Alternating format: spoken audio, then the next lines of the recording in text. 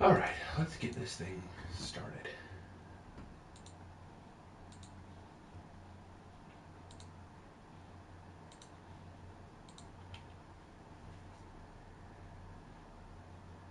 I hate that I can't do this sooner. That's the biggest annoyance of all.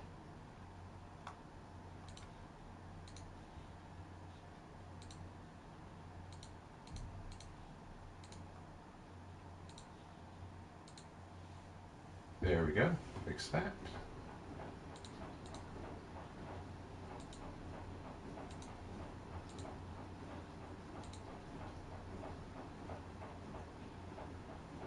Okay.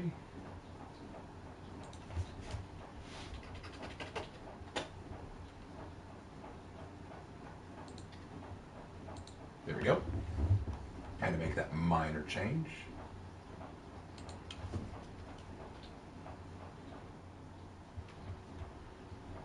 Excellent. All right.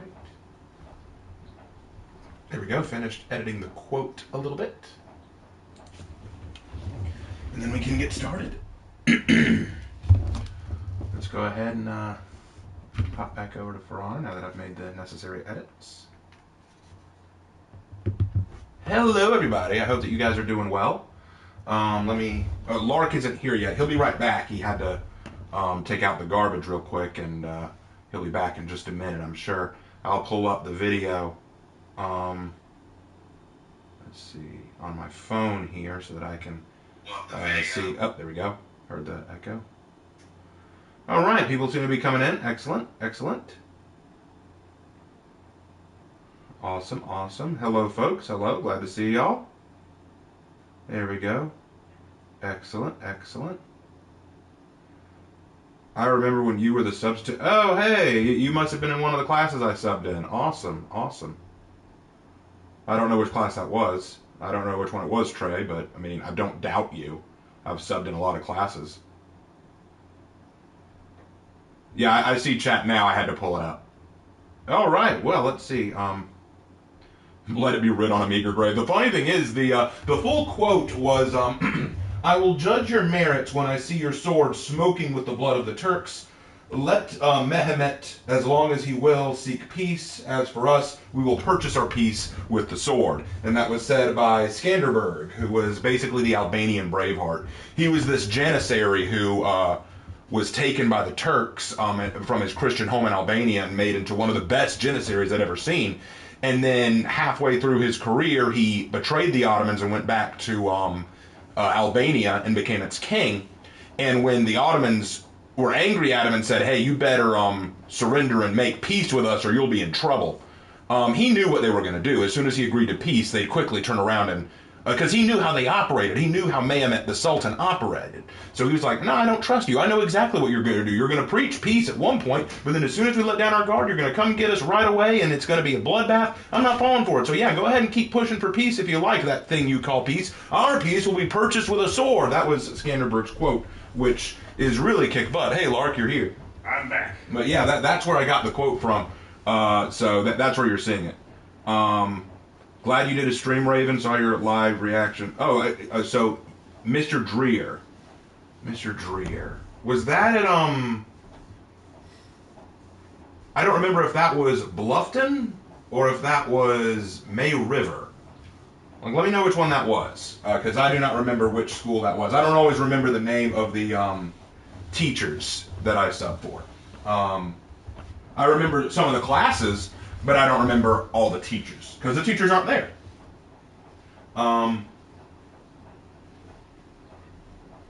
Normally I would ask to join you in For Honor, but looking at your level, I'm quite sure I'd be disintegrated upon entering a game. Hey, don't worry, you'd be among company. I get disintegrated all the time. All right, processing. Come on, process for me. I got to get into a match. Bluffton offered me a full ride for football back in 2014. Really? That's interesting, Dr. Calibrations. Oh man, it's doing the slow processing thing. Please tell me we're not about to have to restart the game. If we're actually going to have to do that, we may be in trouble. I'm afraid we might be in trouble. Let's give it another few minutes, and if it doesn't do anything, we'll have to start the stream over, guys, because For Honor is not playing ball. It's doing a very slow process. Indeed. We'll give it until Lark gets himself set up. Would you ever play with subs? I do occasionally play with subs, man, but as you can see, we have enough problems just trying to get the stream started, let alone get people on. Anytime we get people on, there's always some kind of problem that happens. Usually the stream starts to get laggy, or people can't join in, or people get kicked. There's always some kind of problem. So it's just not worth going through that headache. I would play with subs when I'm not streaming. If you want to contact me and ask me to play when I'm available, I wouldn't mind that, but just not while I'm streaming for the time being. I'm on. All right, you're on. Excellent. So you can see chat? Yep. All right, well then let's not waste any time and jump right into it. Let's get started, folks. We're going into our first big match of the night. Lark is going to be keeping an eye on chat for us and letting me know when you guys have things to say or ask, so we gonna have some fun. Let's start off the night with... let's go with Cent. I don't use Cent all that often, so let's go with Centurion. Let's go with the Roman Legion. Yes. Y'all can hear me okay? Like, making sure.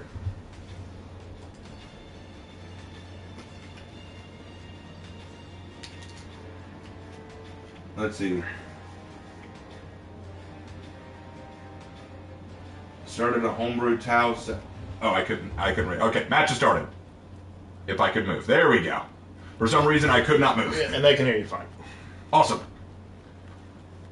All right, I'm going to C because there's no one there. Maybe I can turn that around. Help bolster the team.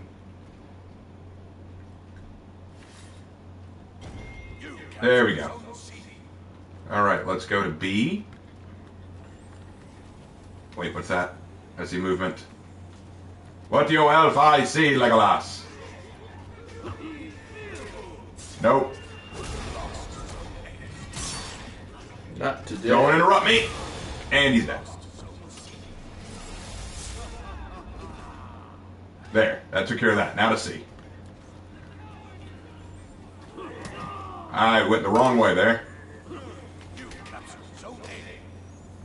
Hey, Raven and Lark, did you hear Adult Swim severs ties with Rick and Morty co-creator Justin Rowland? After domestic violence charges, he was carrying Rick and Morty, so Rick and Morty is probably dead.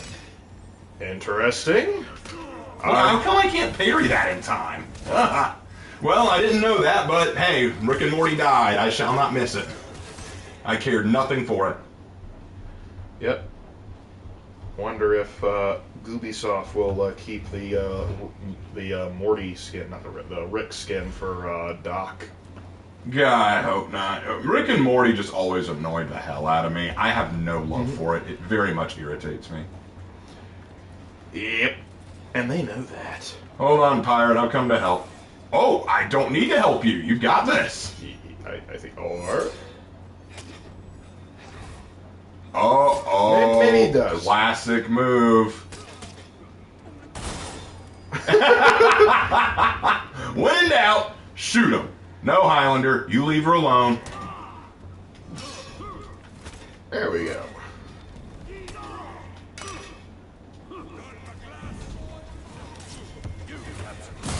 Okay, he always does that move. Ooh.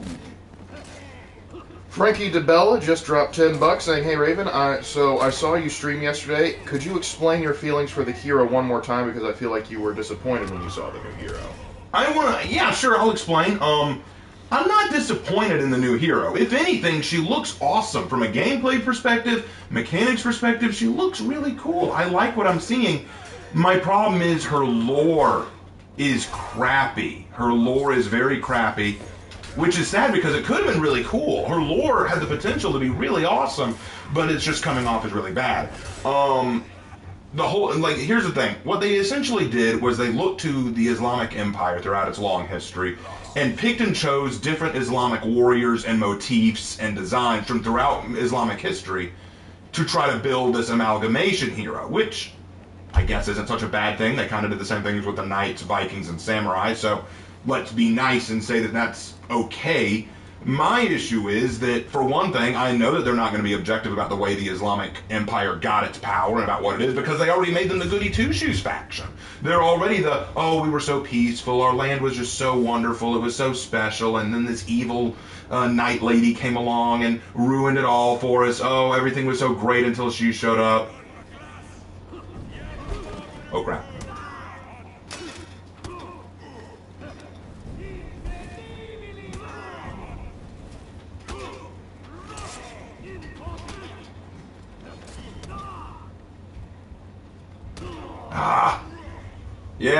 Yeah, well, I'm terrible. Anyway, moving on.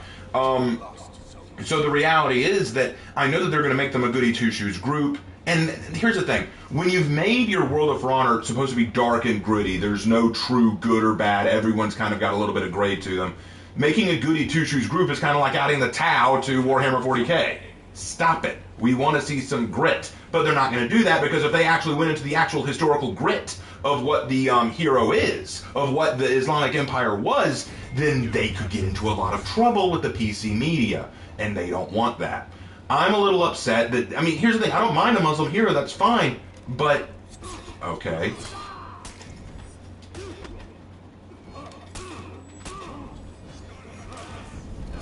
Oh, crap. What the heck? Orochi, I spear. Oh, great. All right. But no good deed go unpunished. Yeah, I've had to learn my lesson. Any honorable act shown by me will not be returned by the enemy. So. Yep. I stood back and let Orochi fight Pirate before. I didn't get involved, but yeah, that's not going to go for Orochi. Anyway, back to what I was saying. So, like, my biggest issue with it, I mean, the story itself feels weak. And while I think that her character looks really cool, I'm arguing, my biggest argument is there's a lot of historical and narrative problems with the hero. And of course, whenever I say something like that and people like the hero, the response is, one, For Honor isn't historical, and two, no one cares about the lore. Well, funny you say that. You sure didn't say that when I made my Heroes in History series. You sure didn't say that when I was analyzing the lore about fantasy and all that in For Honor. People didn't really say it all that much then. So why is it suddenly coming out now when I'm criticizing a hero you all are really excited about? Seems a little inconsistent to me.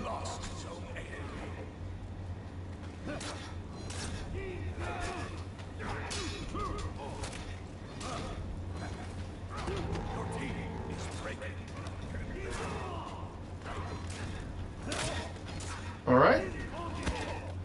So now let's finish this.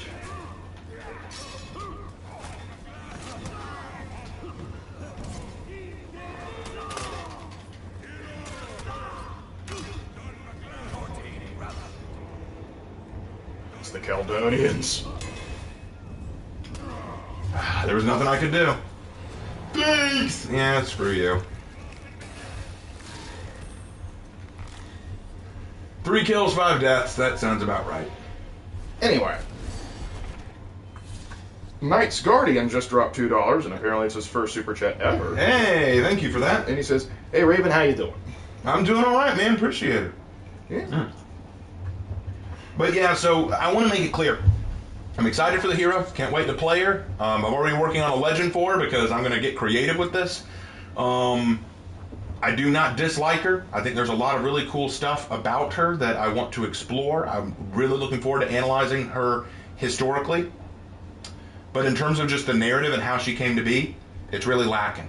Like, let's talk about ways that it could have been better. One way that I've said many times is, what if the Sultana saw a vision of the knights destroying Arabia?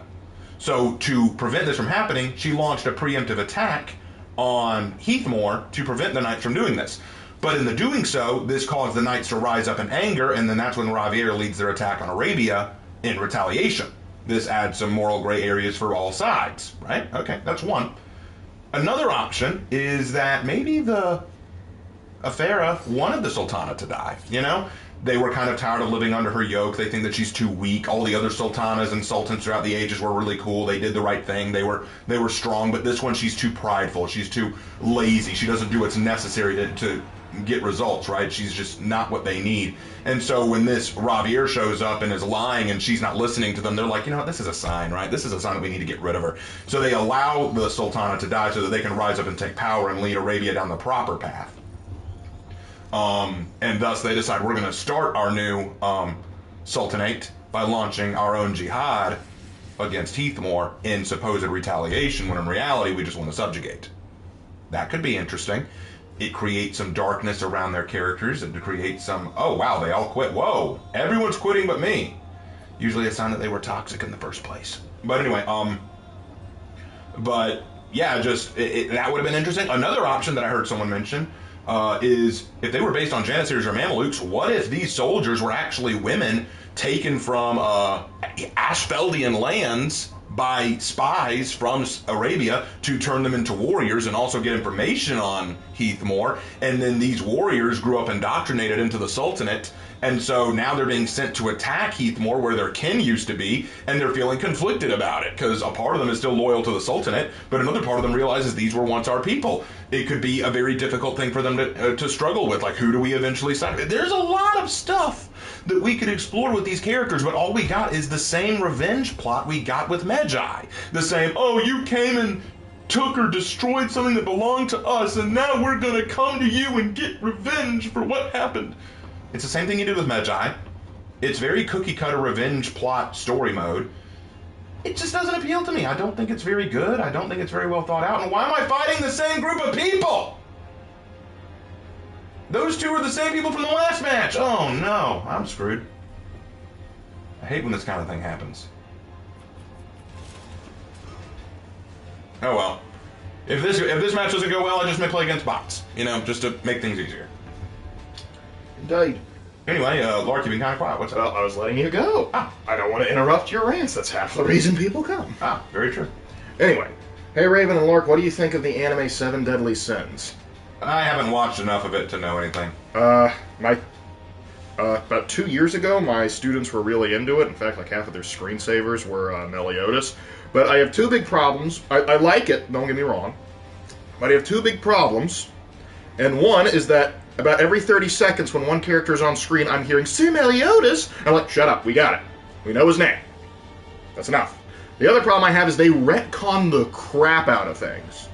It's like, oh, this guy's a bad guy and he's a main antagonist. Just kidding, he was actually on our side the whole time. It's like, this guy's actually super strong and is super strong. Just kidding, he's actually really weak now. Oh, look, this guy was a super bad demon. He was the one. Just kidding, it was his partner that was actually possessed by a demon the whole time.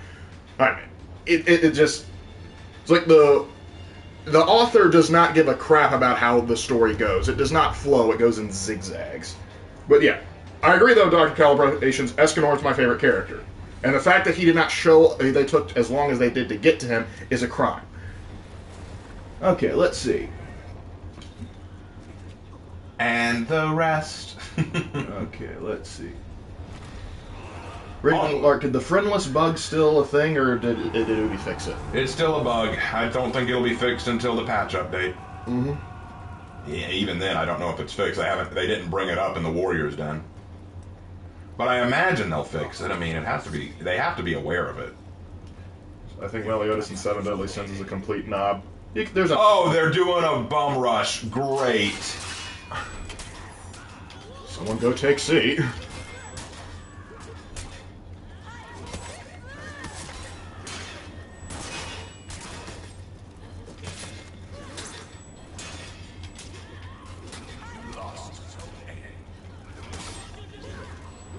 Crap. I hate when they do that. Like, a 4-man bum rush, it irritates the snot out of me. Come on, buddy. Pick me up, dang it. When there's no more room in hell, Vegeta shall return to the... Alright, let's test this theory that all I have to do is hold my guard to one side and that'll deal with Kyo. What are you doing? I guess you just didn't want to get ledged or something. I don't know. Well, that didn't work. That didn't work either. That didn't work either. That got him that time. Oh, that didn't work. Is it the left side or the right? I think it's the left side that I have to hold it to. Okay, I'll know better next time. Left side, I just have to hold my guard to the left side, and that'll counter all of his light spam. Okay. If Apollyon was in the world of One Piece in the ancient period, how would she have spread her war effort to make it effective? I have no earthly idea. The ancient period? Shoot, that's taking a lot of area that we don't know much about. That's... Alright.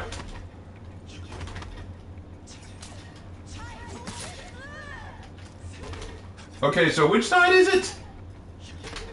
Because he seems to be able to get those lights out from any direction. Won't make any difference. He'll get back up here and ruin this. Enough to take the zone, no? It is, but my health is so low it won't matter. One hit and I'm dead. Oh, if only you could have just, like, repeatedly kicked them off. Okay, I dodged. I dodged that. I was starting to dodge and he still hit me. Okay, yeah. Again, I despise Kyoshin. Alright. Hey, Raven Lark, quick Lord of the Rings question. What's the difference between orcs and Urukai? Urukai are basically orcs bred with goblins. Essentially, like they mixed orc and goblin blood to basically counteract the weaknesses of both and create a stronger creature. That's the Urukai. Orcs are... Didn't they add some man in there, too? I don't remember. I think they did, but... Alright. Let's see if I can't get him this time.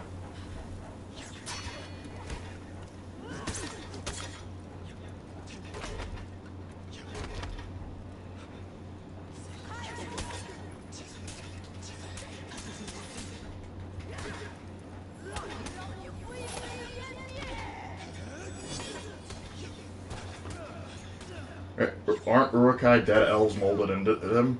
Maybe, yeah. I don't know. I don't remember.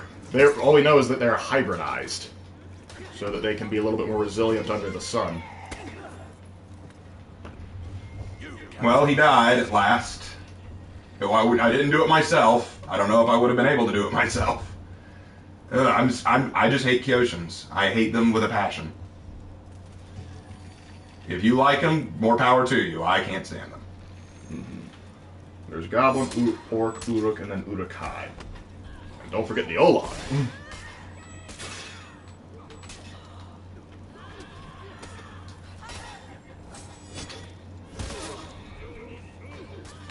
Right.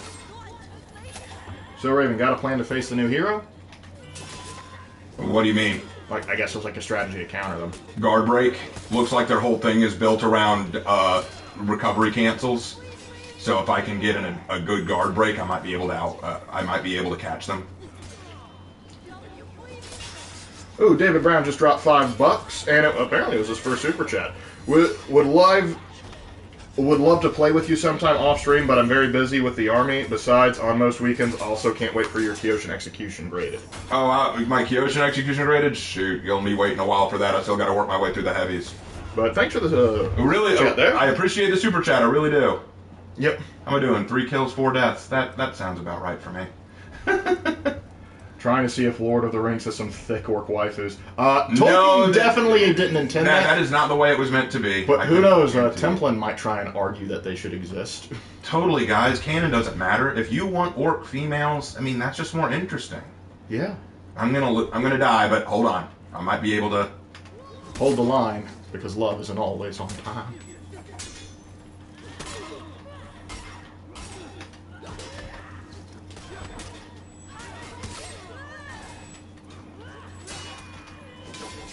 Orcs are elves, twisted with Sauron's will. Actually, I think it would be Melkor's, but yes.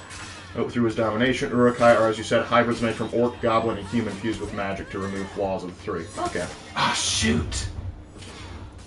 Alright, well, this isn't going well. I mean, we're winning, but I just cannot beat these people. 5 deaths. Okay. Hey, Raven, have you seen Kill La Kill? I've seen some of it. It was fine. Didn't really care.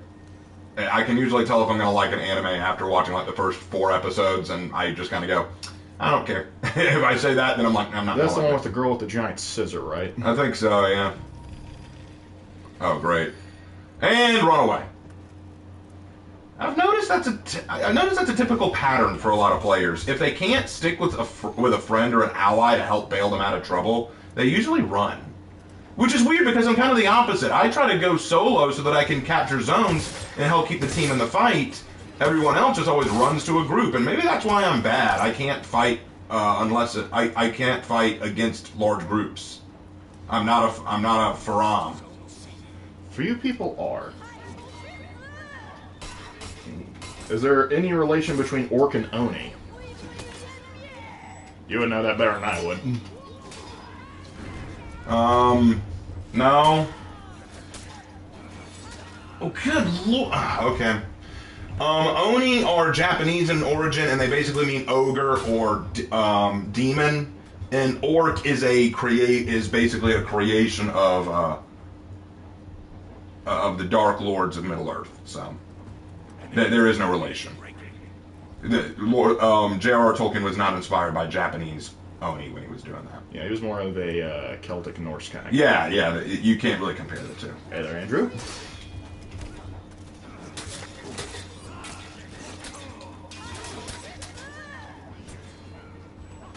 Let's see. So, orcs originated in Tolkien's writings? I think that's where we first find the term. I know a lot of people try to say no, they've existed before that, but oh shoot.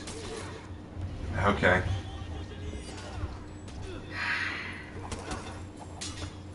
All right. Melkor is peering into the stream as we keep speaking his name. Yeah, he's going to get clapped by Iluvatar, so... I couldn't give two shits about that guy. Who is Saladin? Saladin was one of the sultans of Egypt way back in the day. He was instrumental in one of the primary sides during the Third Crusade and the Second Crusade. Well, after the Second Crusade, really.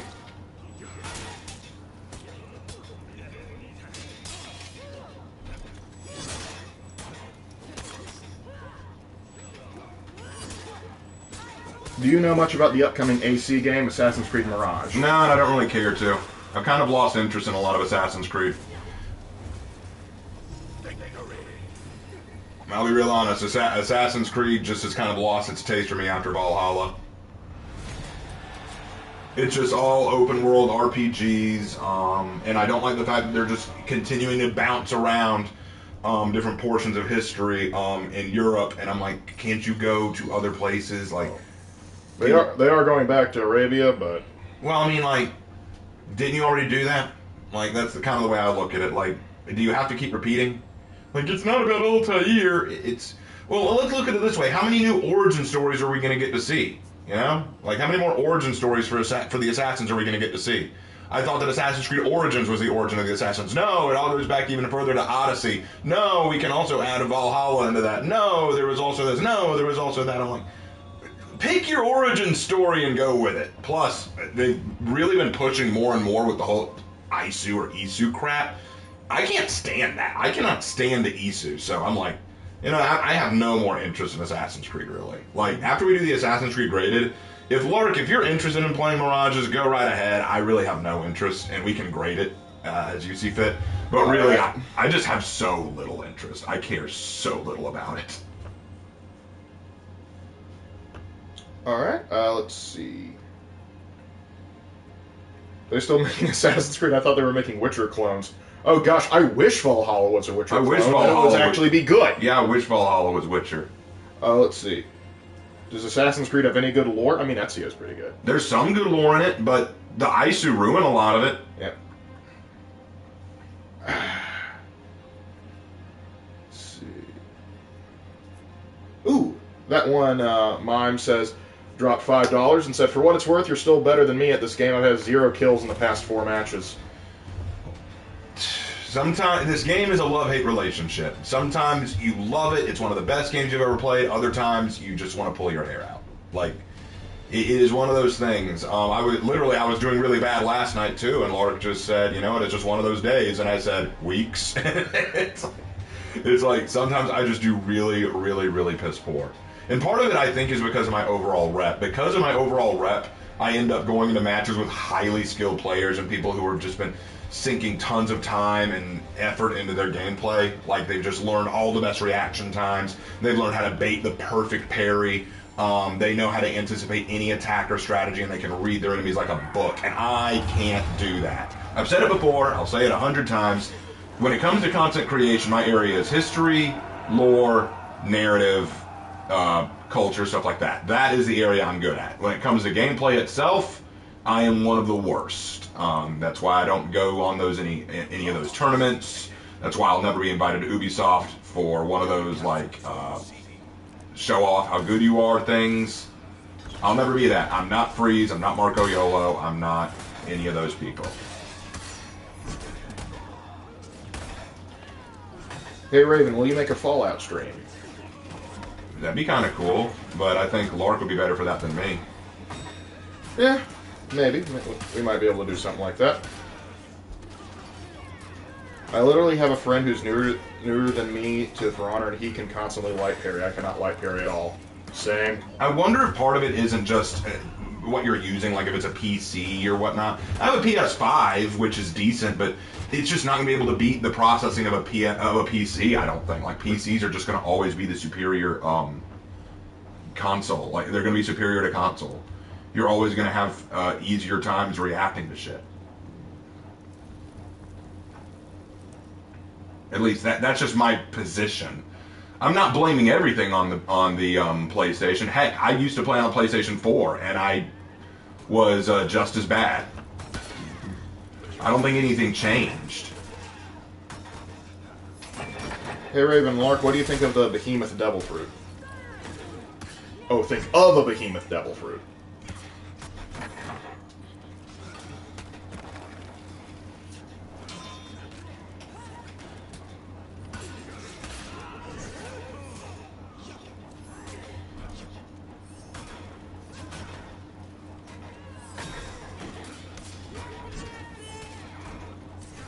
Crap.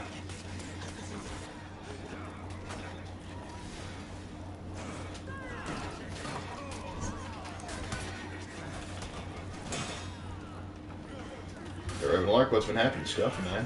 For the PC, it's all on the wrist, Raven. Yeah. I don't know, I tried playing on PC and I'm still terrible at it. Let's see.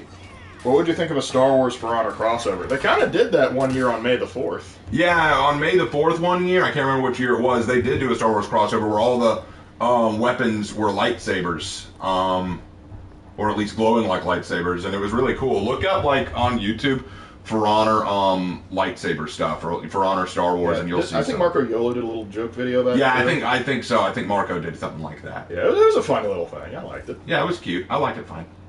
Let me slip around and try to get in. You know, sometimes it's just the little things. Slip it around. Haha.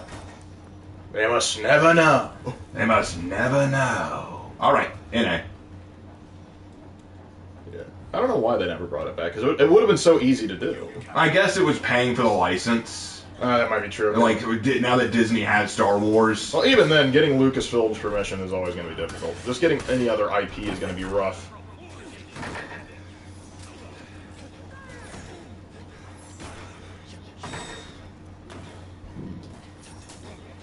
What crossover skin would, what crossover hero skin would you like to see? I'm not sure. I'm not sure I want any. I kind of like this the way it is. I don't want to see. I don't want to see what Rainbow Six Siege does and just, oh look, this other video game character. I just don't want to see that. Why am I doing well as Valkyrie? This isn't making sense. Because it's the ride of the Valkyrie? This is the ride of the Valkyrie. Ah, great. You started talking and the Kyoshin showed up. I can't wait for a For Honor Warhammer 40k crossover. If you can't wait, we have a story for you. Yeah, go look at our For Honor and Glory series. It's basically a 40k For Honor crossover. We think it's kind of cool. If a Highlander were to cross paths with a Shaolin, what would the outcome be? A Highlander crossing paths with a Shaolin? Kill him! Oh, he's in revenge. Well, oh, no, it is happening. No, well, no, I'm still executed. But But he didn't finish the entire animation. No, he didn't, but I'm still dead. Don't run away, A's being taken. Stay in A, hold it. The longer we hold it, the better off we are. How am I doing, by the way? 6 kills, 2 deaths? I'll take that. That's better than normal. That ain't bad. That's not bad. I'll take that. I'll take that. Ingrid is actually coming through for me. I like that name. Hey, Raven and Lark, what would you guys think of a Halo graded series? That would be much quicker to do. That would be quicker to do. Halo games go a little faster. Hold on, I can already tell you, Reach wins. There you go. Reach is my favorite, personally. Reach is my favorite. ODST and 3 are kind of tied. 1 and 2 are kind of tied for me. 2 has better story, but 1 is better gameplay-wise. I never thought I'd say that. Crap. I'm debating whether we should count 4, 5, and 6's existence at this point. I don't, so you shouldn't either. There you go. Well, I bought a little bit of time. Come on, guys. Take revenge. Oh, one sneaking over to see, like, oh, they got him. They got him before he could sneak over. That's the way it goes, boys. That's the old Peppa boy. I can't forgive Oda for making the Wolf user a furry instead of a cool-looking werewolf. Your first mistake was expecting anything serious from Oda. Yeah, Oda doesn't do that very well. I mean, he made one of the toughest combatants of CP9 a giraffe. Okay, yeah. Which was admittedly hilarious. Yeah, and one of the 4 emperors is a fat lady that has addicted to sweets. So they have fully weaponized Rosie O'Donnell. But that's a story. Ooh! Oh, Lark up in here getting saucy. Older joke, but we'll take it. I mean, you say that, but also Rob Lucci. You look at him and his hat and tell me I'm supposed to take that seriously. Oh, shoot. Let me go. There we go. Oh, thank you. It's like, well, he did say let us go. Let my Valkyrie go. How should Halo have been revived? I think I saw a suggestion on Twitter that was actually pretty good. Like, they should have just told more stories, kind of like they did with Reach. Like, more stories in between, like, the start of the Halo Covenant War and the end of it. Like, go to other things, follow other Spartan teams, follow other ODST teams. You know, how about a Gunnery Sergeant Johnson game? Yeah, that would have been cool. That would have been kind of cool, actually. Yeah. How come our bot is at the top? With no objectives either. No objectives, and he's at the Only top. 4 takedowns with a 0. What is he doing that we're not? Why is this a thing? Why is this a thing? Do we install a Terminator? What happened? Here you go, catch. Is Lark about to start talking about how he's the best, the greatest? I hadn't planned on it. I am great. Andrew says, hope to see you at the Montreal Raven one day. Have fun with Afira. Who? Like, you hope to see me in Montreal? Like, you mean at Ubisoft's headquarters? I'm not sure Ubisoft, like, we wouldn't mind going, but I'm not sure they'd have us there. No, I don't think they'd want me there. I mean, I hear Montreal's a beautiful city. I wouldn't. As have I. I've heard it's lovely, but I don't think I'd ever be invited by Ubisoft. For one thing, I'm not a great player. What would they invite me there to do? Discuss the lore? Yeah, that'd be great. Go to a room. I think you're doing it wrong. Not wrong. Just it could be improved. Yeah. There are ways you could make Afira a lot better than she currently is. Just personally. It's interesting how Andrew phrased this. Hope to see you at the Montreal Raven one day. Have fun with Afira. It's like, are you working for Ubisoft, Andrew? Are you undercover? Andrew, do you work for... Are you undercover there, Andrew? Are you telling me that you are part of the Ubi? The Wooby? No. He is Ubisoft confirmed. He is Ubisoft confirmed. Alright, I gotta get a few more kills as a hybrid. Hey, Raven and Lark, have you played Smash Bros?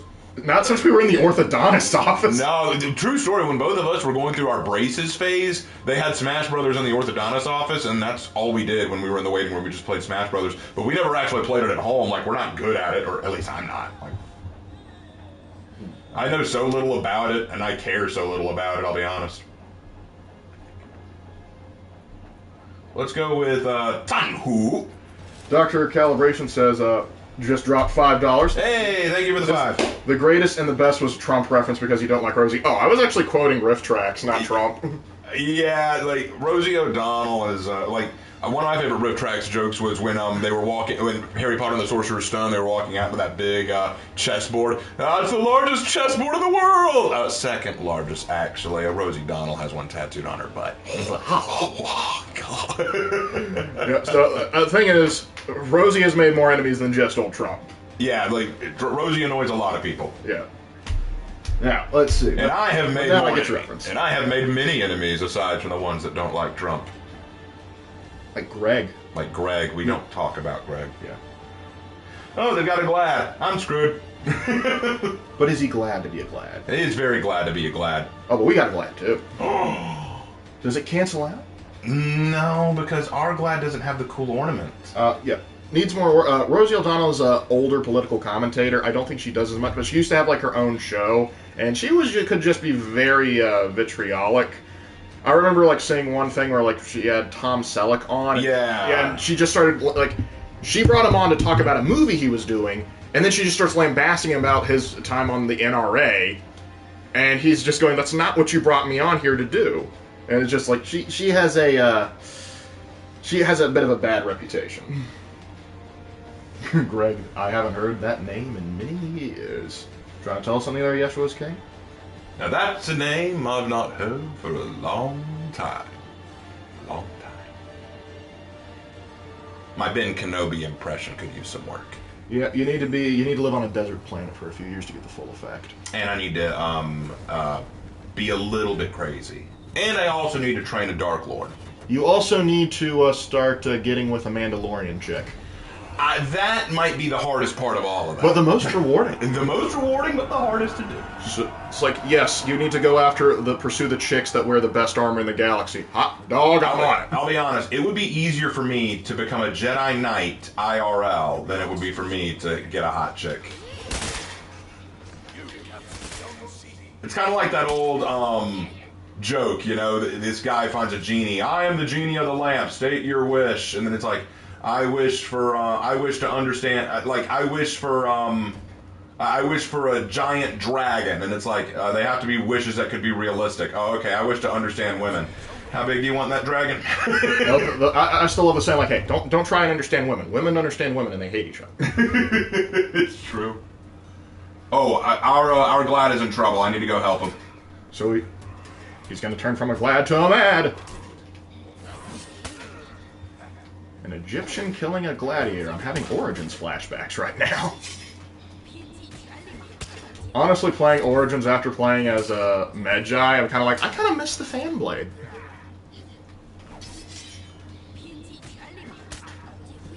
Raven and Lark, which creature makes your skin crawl? It does not matter where the said creature comes from.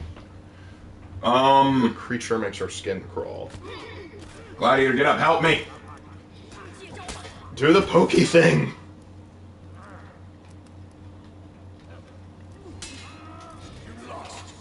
Tried to bamboozle. Ooh, good parry. But for me, creatures, I hate spiders. Yeah, spiders are definitely Lark's Achilles heel. Yeah, and it's like, if they're like away and I can just, they're in... Oh, I hate that they can do that. Yep. Like, if I... What the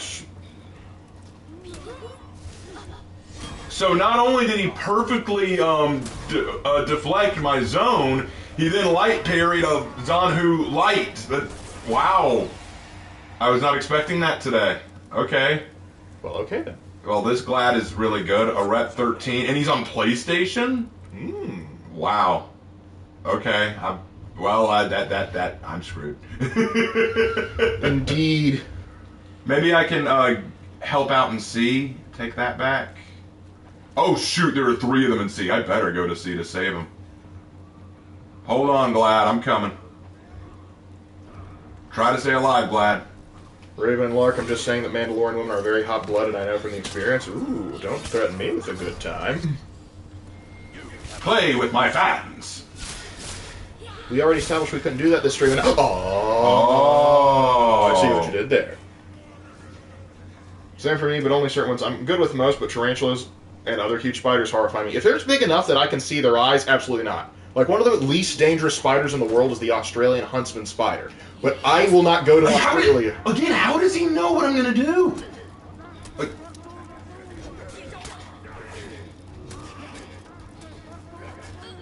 no, legitimately, I tried to fake him out by first doing my bash. He dodged that and then hit me. Then I tried to fake him out by starting to do a light, by looking like I was going to go for a light, then going for his own, and he still deflected it. That guy's either incredibly good or I'm incredibly bad. It's one of the two, except no substitutes. Indeed.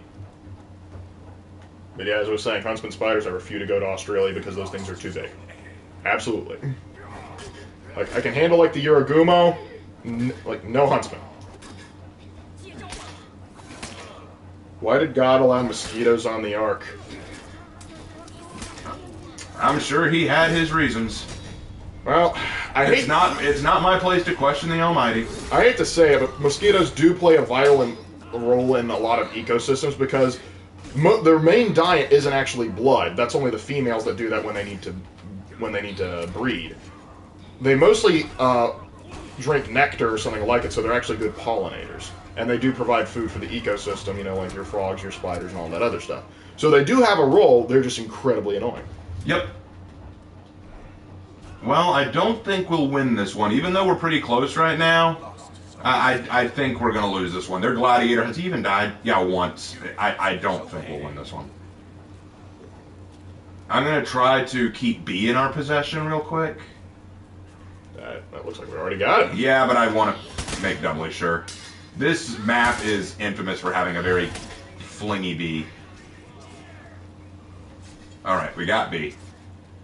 I'm going to C. Alligators and crocs terrify you? I guess we're just not as scared of them because, like, we've been around them for so much longer now. Because when you see a bunch of... What the fuck?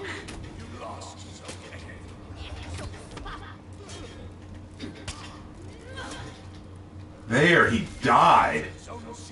Man. Lark Fallout face stream?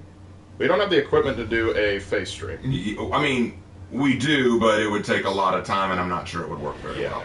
I would stream Fallout, but I'm not, like, I'll show you the character's face. Does that count? I'm going to keep boosting C for a minute, because I have a feeling one of them's going to come over here. No, actually, if I know them, they're going to focus on the gank. I'm going to A. Yep. Hey, Lark, are you scared of spiders in movies? Depends on the movie. Like, Shelob, not a problem. Aragog freaks me out. Because that is just straight a wolf spiders just zoomed in.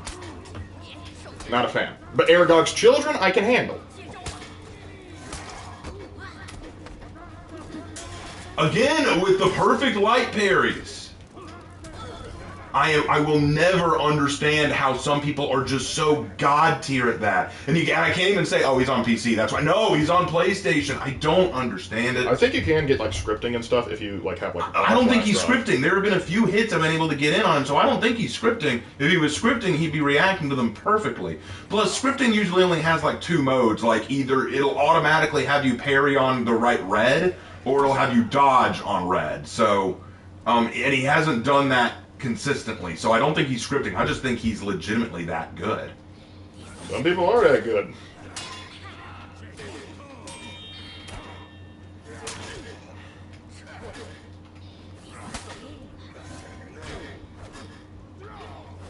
Crap. Do peacock's feathers freak you out? No. No, they don't really scare me that much. The giant 3D spider... No, I said Shelob didn't scare me. Shelob doesn't scare you, Aragog does. Yeah, that's what I said. I better go try to help. We're not gonna... I gotta try. Even though I know I'll be destroyed.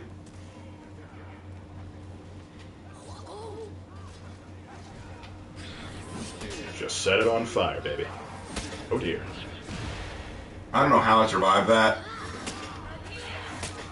Oh, never mind. Nope. Aragog is from Harry... Yes, Aragog... Yeah, we know Aragog's from Harry Potter. What? No, they didn't know they were Oh. They're confirming. Can't wait for a new hero. The Bonk Stick has returned with a vengeance. That's a good way to look at it. We have Bonk Stick. Yes, Bonk Stick is best stick. To quote Shad, you have stick! Hold on, I'm coming to help, Highlander. Don't die yet.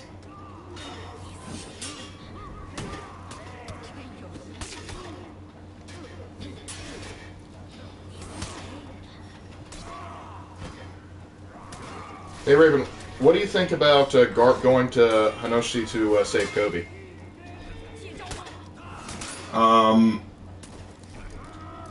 Not really all that familiar, honestly. Hold on. Thank you. Oh, but it's no use. He'll just counter anything I try to throw. That was the shortest revenge I think I've ever seen. Well, there's just no use. I'm not going to be able to beat these guys. Just, oh my gosh. Question, how lethal is a mace considering it's not that heavy? They can be pretty lethal. Like, depending on the kind of mace and how dense it is and how it's swung and where it hits, it can be very lethal. Yeah, no. They were designed to crack through armor. So. Blunt weapons can be very effective. Yeah.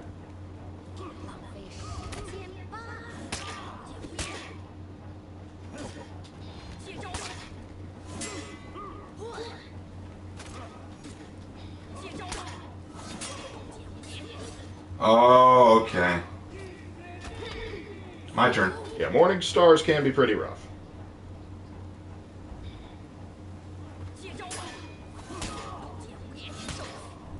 There we go. Matt got him. Then everything changed when the Fire Nation. Everything changed when the Fire Nation attacked.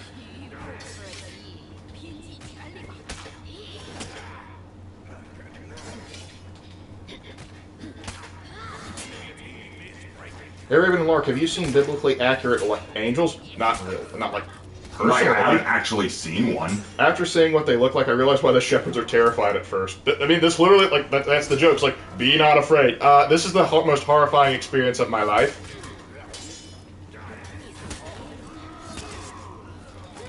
Hinoshi is Blackbeard's home base, and Garp is going there to get Kobe back. Oh! I was not read that part yet. I have not seen that. But if so... My turn. Come on, get closer, you bitch.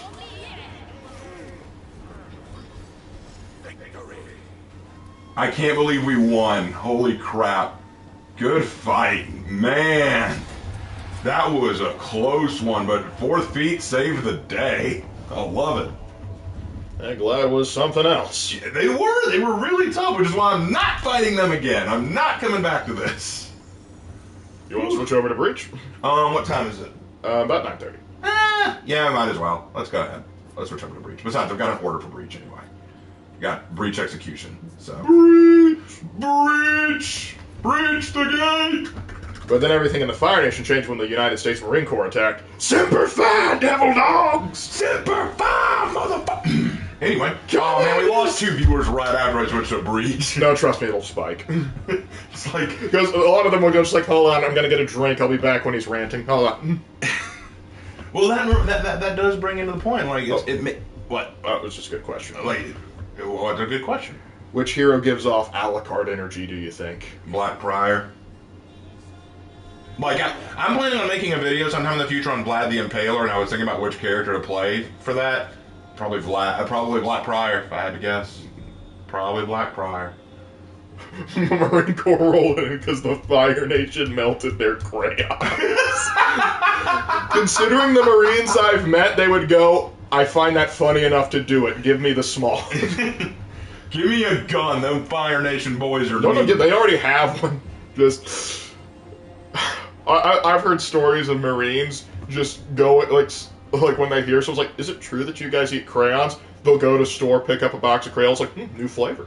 And just eat it right in front of them just to spite their existence. That's what you call... Marines are a different breed and I love them. That's what you call Chad energy. Mm-hmm. It's time to play as a samurai. Who to go tonight? Who to go? I would like to see an anime of the American Revolution or the Napoleonic Wars. Dude, Napoleonic Wars would be sick. But to be fair, it wasn't an anime per se, but the Japanese did do like their own artistic style of drawing Revolutionary War characters. They did, yeah, it's really cool. Yeah, it's like, oh, would you like to see John Adams shooting a cannon at a tiger turtle? Yes, please. Actually. I'm pretty sure the American diplomat, when he saw that and he brought it back to America, this is what they think of us. Everyone said, do not correct them. Be the America that Japan thinks you are. Boom. Hey, Raven, look, could a Marine spin-off show happen in One Piece? That'd be kind of cool, but I don't think it'll happen. It probably wouldn't happen, but there are good stories. Like, you could follow Kobe. I think you'd have to give him a larger crew and team to work with to make it more interesting. For sure. But, yeah, I think you could follow, like, because there are good Marines out there, so... I'd love to see a show all about Navarone. Like, I want to see a show all about Navarone. Oh, dude, absolutely. Now, angels don't look like something out of Lovecraft because they don't have enough tentacles. They got the eye count right, but not enough tentacles. Aramusha gameplay? That's new. It's not necessarily new, just been a while. I just don't usually play Aramusha because I'm not the biggest fan. Yeah, they're probably my least favorite. Kyoshin's my least favorite. Hey, Ray. I find it interesting that both of our, the ones we dislike the most are on Samurai.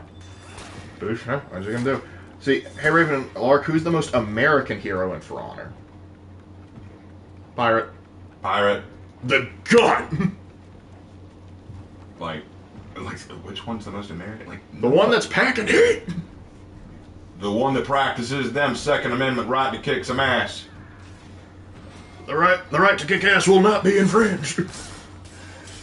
I'm not sure Helmeppo can carry a series by himself. Well, no, it would be on Kobe, not Helmeppo. Heaven forbid. Like, first episode, Helmeppo dies, no one notices.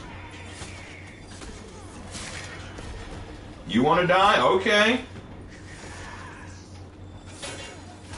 Oh, the gaming page says, my dad was in the Marines. He was on a carrier with some Air Force boys. What are the Air Force boys doing on a... Yeah, why the Air Force on like, they're typically, like, they don't get on boats. The Air Force very rarely is on a ship. I'm curious what that's about. But anyway, and he would borrow board games from them, and when he was brought back, he would grab some Air Force food. He got the good stuff. Yeah, the Air Force boys got the best food. Yep. There's an old joke where it's like in the Army, man, these conditions suck. And the Marines, I kind of like how this sucks. The SEALs, I wish it would suck more. Air Force, oh man, the cable's out. This sucks. Yep. Not that the Air Force don't do good work. They do. But I mean, I think it's unwritten rule somewhere that all the branches have to pick at each other. Yep. I would love to see a show about Garp when he was in his prime. Yes. That'd be kind of sick. Yes. The amount of material you could get. Oh, Dale Expert just dropped $20 saying, $20. Hey Raven and Lark, I love your response with Danny Fortuna. I followed Warhammer 40k for about 4 or 5 years, and I'm sick of hearing about female Space Marines. Thank you so much, and yes, we are too. We really appreciate the $20. Thank you, and we're glad that you liked the Danny Fortuna video. To be truthful with you, I wasn't planning on doing anything with Danny. He reached out to us the day we were going to do it, and we just thought, we'll add him. Which was good. It turned out that he was a very fruitful source of information for us. Yeah, man, like, you say, like, I'm a history encyclopedia. That dude is a Warhammer encyclopedia. I was like, ooh, dude, man. It was kind of surprising just how much he knew and how much he was able to offer. I think the one problem I had at the end of it all was just all the comments on the video after that were just, Danny, it's Primarch Fortuna. Yeah, part of that is just because, like... Yeah, he brought his community, which is fine, like... But I was kind of like... But I was kind of worried at first. It was like, if Fortuna had not been here, would this video still have been decent? Like, but yeah, you know what? It would have been. Like, it would have been, but it was better because we were able to get all that extra information. Very true, and it did help us out a great deal, so no complaints. And also, the thing is, like, most of the people probably had not heard Danny actually speak, and so that was a good opportunity. I'm glad he did, because I love his Italian accent. Yeah, it was very awesome. But what my big thing was, the thing I was going to go after, because I'm not a lore expert, is their arguments that canon does not matter, or that it should not matter. I think that is a gross misunderstanding of canon. And the importance of it, which is why I'm going to be doing a Raven's Writing Room in the future, talking about why canon is so important. So look forward to that in the coming future. Well, first I got to get done with a little anniversary video that I'm doing right now. For those of you who do not know, 2 years ago today, I finished a series called In Defense of Korra, where I responded to a video from Matt CMG, broken up into, I think, 7 parts, where Matt CMG released a video talking about, refuting all of the arguments against The Legend of Korra, saying that The Legend of Korra is bad, and Matt was trying to say it's not bad, it's actually good, and a lot of your arguments are bad. I responded to that in a 7-part series, and Matt CMG and I walked away, pretty much respecting each other. Like, it wasn't like a negative thing. It turned out okay. He, in fact, responded to me and all of my videos, so I was kind of like, wow, very cool. But that was 2 years ago, and ever since then, I've really not touched Avatar or Korra or anything like that. But 5 days ago, another Matt by the name of Matt Pat released a video about why the Avatar is a bad thing in general. Not the show, but the character of the Avatar is a bad thing in general. The role. And I watched it and I said, wow. I think you're missing a few points there, old buddy. I haven't seen something this bad since your For Honor video. Although, to be fair, your For Honor video was way worse. Oh, but, so much bad. But, so I'm like, you know what? In honor of the anniversary of me doing that Legend series, in defense of the Legend of Korra, I'm going to respond to this. Indeed. Let's see. Okay, why do people not like the Sisters of Battle? They're literally their own thing apart from Space Marines. Most people don't know them as much as the Space Marines. Well, that's the thing. The Space Marines are the poster boys. The Space Marines are more well-known. They're more well-known, which I find funny because, like, in the new trailer for 9th edition, the Sisters of Battle are, like, one of the first things shown, and, like, they kick they kick butt and take names, and I kind of like some of their mechanics a little bit better than Space Marines. I mean, like, lore-wise, not on the tabletop.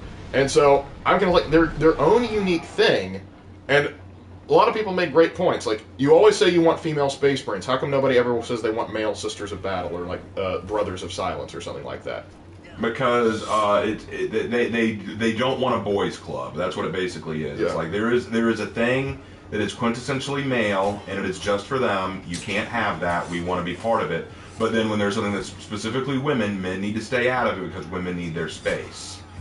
The whole idea is basically that, men have had everything. Like, men have always ruled the world. They've always had all the stuff. Now it's women's turn to have the stuff, so men take a step back. That doesn't mean you get your own thing. It means we can have our own thing, but we can also be a part of what you're in. So it comes down to, and I think that's incredibly stupid. Yeah. What's wrong with a boys' club? Nothing. Nothing. I'm saying that's their argument. Listen, let me tell you, one of the times I actually got really livid in real life was when they started to they sued the Boy Scouts to make them open up to girls, and that just like, you missed the point. Yeah, you definitely. Instead of trying to reform the Girl Scouts and make them more like the Boy Scouts, which was the original intention of the Girl Scouts, you said, nah, they're too far gone. Let's ruin the Boy Scouts now. It's something that I've always heard said. The leftist politics do not create anything. They are incapable, so they must tear down other existing things and try to repurpose them for their ends.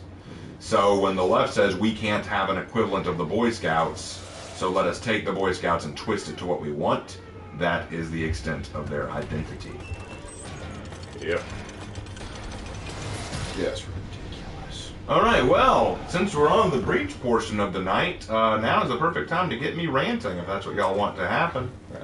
Well, I'm sure we'll eventually get there. I'm sure we'll get there at some point. Let's see. Oh, yeah. And we have heard of Wojak the Polish bear, right? Oh, yes, of course. Everyone's favorite artilleryman, who happened to be a bear. I gotta love that. It's like, we're running out of men. Poles, get me the bear. That's the most Kislevite thing I've ever seen. Hey, Raven, rant about the Velma series. Didn't I already do that? I think you already did. Yeah, I feel like I've already done that. And nice request, though, but I already did like 2 videos ranting about why that's shit.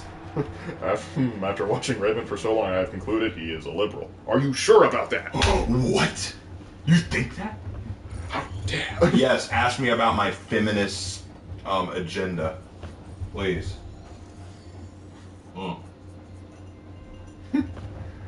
You know what? When it comes to the feminist agenda, I think I agree with who was it? Queen Elizabeth. No, you're thinking of Queen Victoria. No, Queen Victoria. I knew it was one or the other. I couldn't remember who exactly said the line, but gosh, Yogi Bear goes to war. Hey, boo boo, pass me the mortar shells. Hey, comrade, boo boo. Oh gosh, he's in the communist army. Hey, boo boo, get me the Grishnikov. Mr. Tsar, sir, won't like that.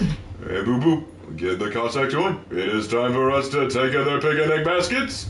It is our picnic baskets, not their picnic baskets. I'm smarter than the average comrade. I'm an idiot. Y'all should know this by now. If you do not know that by now, I pity you. Okay, what is your opinion? I do have opinions. Okay, I'm silly. They want to know if they can put up a Castlevania lore channel on Discord. I mean, I guess. Go for it. Oh, go. Oh, Slanderous just said, I just had the worst breach match of my life. Yeah, I get those. I do. No, Dominion matches. I don't play a lot of Breach against other players because it takes forever to load into them. Precisely for those reasons, Slanderous. And precisely because I always get destroyed. Because I am shit at the game. Oh, let's go Law Daddy. Let's go Law Daddy. I feel like playing the Lawbringer. It's like, hey, Raven and Lark, do you guys like Boy Scout popcorn and Girl Scout cookies? I do like Boy Scout popcorn because we used to sell it, and I like some Girl Scout cookies. Not all of them. Some taste like cardboard with sprinkles. Yep. This thing is, we're red-blooded Americans, so we are contractually obligated to enjoy Boy Scout popcorn and Girl Scout cookies. At least some of them. Boy Scout popcorn is amazing. Yep. I actually used to be quite the salesman until puberty hit me. Then nobody wanted to buy from me anymore. Because you weren't cute anymore. You weren't a cute little kid anymore. Yep. No, nobody wants to buy from the Zit-Face kid. You weren't a little hatchling. Yep. Because when you're a little kid, will you buy some popcorn for the troop? Aw, that's so cute. Of course I will. You hit puberty? Excuse me, ma'am. Would you like to buy popcorn and donuts? And get the heck off my property. You stepped into a Krillin abridged voice. Hello, man. Would you like to buy some popcorn? Or Chi-Chi will kick my ass. Raven, you know how you give all the heroes their own theme music? What do you think about doing that for your own legends, like giving Ruth her own theme music? Ooh, that's not a bad idea. Let me tell you the only problem I have with that. Let me tell you my only problem with that.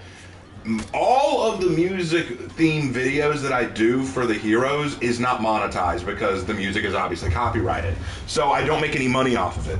So I have to be careful that not all of my videos have copyrighted music, otherwise I won't be able to get paid for making videos. I will make a video with the music themes for Magi and Athera, but doing one for all of my Legend series, that might be a little tougher to pull off. At the very least, I wouldn't be able to make money off of it.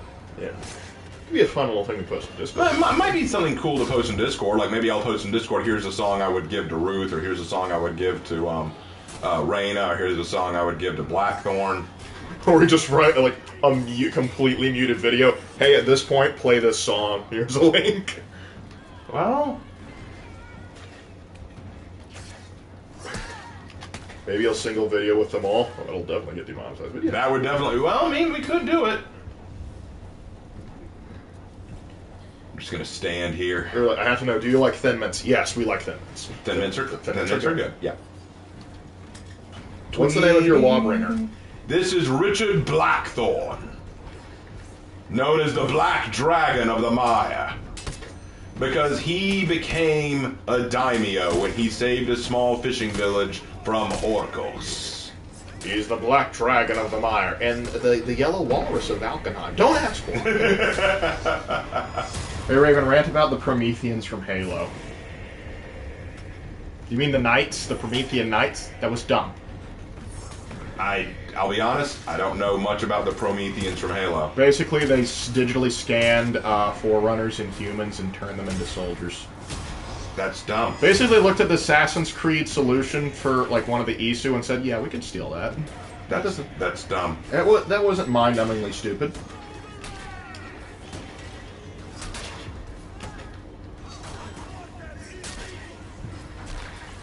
Punch me. Raven, what's your favorite villain? Like of all time? Like or just in general, what's your favorite villain? That's hard. Joker, probably. Mark Hamill specifically. Mark Hamill's Joker is probably one of my favorite villains of all time. He's just so entertaining. He's so good. Like, there's so much about him that I enjoy. He's sinister, he's dangerous, but he's also so very enjoyable. Hey, not all of my villains have to have really tragic backstories. Sometimes it's just nice to, have a crazy villain. I think that's why Jack Horner's getting so much attention right now. Yeah, Jack Horner from Puss in Boots 2. Yeah. Oh, Death from Puss in Boots 2 is top tier. He's less of a villain, though, and more just an antagonist. He's an antagonist. He's not really the villain, but God, he was great. Oh my gosh. Every time he was on screen, I'm like, cash money, boys. Cash money. This is what it is. Like the dual sickle thing I'm all about. Well, not even just the dual sickle thing for me. His presence. The fact that, one of the things that I really like about Puss in Boots 2 is it explores something. Like, it really does. Like, you have Puss in Boots 2, Puss for the longest time, because he had 9 lives to spend, never took life seriously. He was always willing to just throw lives away because, I'll fall back on my next, or I'll fall back on my next one, to the point that when he went to the doctor, he didn't even realize he was down to his last one. He's just so used to being reckless and throwing shit away. So then Death comes along, and, the whole idea is Puss has to come to grips with his own mortality. He now realizes, this is my last life, and that scares him. He realizes, if I die this time, there's no coming back. That's why he can always laugh in the face of death, because he had nothing to fear from it. Now, though, he gets PTSD just being aware that death is close. And every time he hears death's whistle, he's always close to death in some way, shape, or form. And so there was actually a lesson there. That's why death spares him in the end. But, sorry, spoilers. That's why death spares him in the end, because he looked into Puss's eyes and realized, you finally respect your life. You finally respect what it is to have life, to care about others besides yourself, and to not live recklessly, to fight for your life rather than just throw it away. It's like, you figured it out. So I'm willing to give you I'm willing to not kill you and let you live your last life. And I'm like, that's pretty solid writing. I really enjoyed that. I found him way more fascinating than Jack Horner. Yeah, but people like Jack Horner because he's funny. Oh, he was funny, don't get me wrong. He was entertaining, but come on, Death was way better. His presence, his design, his voice. What do you think of some people saying that the new Puss in Boots is too dark for kids? I disagree with that. I think it's fine. I don't think there's anything... I mean, we grew up with Land Before Time. Okay, yeah, if you didn't... We grew up in the Don Bluth age. I think, genuinely, kids need a bit of darkness. Now, don't get me wrong, when I say darkness, I don't mean overly mature content. I mean a little bit of dark content, like have a family member die on screen like Mufasa. Have Littlefoot's mother die right before his eyes. Have very scary-looking monsters like the way they drew the cats in American Tail. Like... You can have some dark content to really test kids and help them mature. Like, in my opinion, and this is going to sound really cruel, but I mean it, sometimes I think a little bit of darkness is necessary for a kid to grow up. We are pampering kids these days. We are just very much coddling them. Nothing will hurt you. You're a special little snowflake. Everything you think, say, or do is unique in its own way, shape, or form. Nothing's going to harm you. That's why you're playing these baby shows like Coco Melon and all that nonsense. Like, actually challenge kids. Make them think. Make them a little bit concerned. Have them worried about not necessarily their lives, but have them actually be confronted with some of the dark aspects of reality, and that will make them grow and make them better for it. That's why it's okay to have a death every now and then. Like for example, what was it? What was it that I saw? Oh yeah, that One Piece argument where there's just too many tragic backstories in One Piece. I'm like, do you understand what the tragic backstories were used for? Like, sometimes death, sometimes darkness, sometimes fear can be used to embolden and strengthen a kid's, growth. Like, I think that we don't do it enough nowadays. Like, genuinely, I thought, like, I'm about to speak sacrilege. I didn't care that much for the original Shrek. It was fine. It wasn't bad in any sense. Like, it didn't offend me, and it was serviceable, but come on, it was just all fluff. It was all goofy silliness, and I never really took it that seriously. I couldn't see what everyone else really liked about it. And I get some of the memes, but I just didn't really get it that much. The second one was actually really good for a lot of reasons, but I can get into that another time. But then you have stuff like what Don Bluth produced. Like, take The Land Before Time, one of the first Don Bluth movies we ever saw. Terrifying. The T-Rex looked like something straight out of hell. The mom dies on screen in front of Littlefoot. Like, what the heck? The kids are dealing with actual trauma of being separated from their family. And did we forget, even going back to Bambi's mom. Bambi's mom dying, Simba's dad dying. People always like to make fun of how in Disney movies parents died. And yeah, I agree that is a little bit silly, but at least in some of the Disney movies we see them die. Like, remember Pinocchio? Pinocchio had some of the darkest images. When Lampwick's turning into a donkey, when the coachman shows his face and it's like, it looks like a devil. Monstro the Whale. Monstro the Whale gave me nightmares. No, it was the whole kids turning into donkeys. I still like. That was freaky, man. That was freaky. But you know what's sad? There's What? probably somebody on the internet that's looking at that drooling. Yeah. TF is one of those things that gets a large amount. I was going to refer to bronies, but that. Why? They're donkeys, not ponies. All they know is hooves, and they go for it. Oh, yeah. That's the thing, like... No, Bambi's mom, how could you remind me of that? I know, it traumatized a whole generation. But, I think that kids' media can be challenging. I want it to be challenging. I want kids to get something from an experience. Watch a movie and actually walk away having grown a little bit. Yeah. Like, I think that we coddle kids too much nowadays. I really do. It's weird to say this, but I actually heard a person on YouTube once say this, and I didn't agree with it at the time, and I agree with it now. Bullying has its place. I know, that sounds so mean, but you grow up to it. You learn to take one on the chin. You learn to not be so easily offended. This happened to me the other day. I was subbing in a classroom, and the guys were, they were being idiots. They were just being what guys are. They were messing around. They were making jokes. And one girl was getting teased. She was getting teased a little bit. Now, here's the thing. The teasing, let me tell you the teasing. She was asked to help pull down a roof plug that's necessary to power laptops.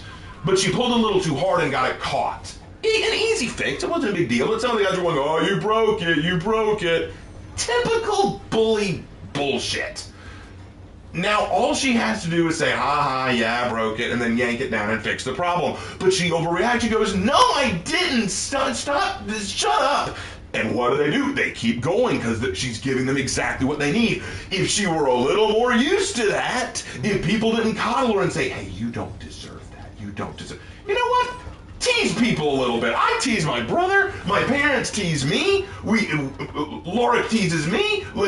Teasing can sometimes be healthy. It teaches you humility. I think that's a dental issue. It's like if you're bullying someone, beating the crap out of it, then no, you're no, beating someone up, no, that's not cool. But just teasing someone, just a little bit of teasing. Also, there is a point you do need to know when you're going too far. But there are times where, as a teacher, I don't tolerate much crap in my class, but. Sometimes, the problem is, they're bullying me. It's like, you were giving it just as good as you were getting. I think the best story I heard on that point is our father, when he was in school, they had a Native American student in class with them. And one day, he decides he wants to shave his hair to have a mohawk.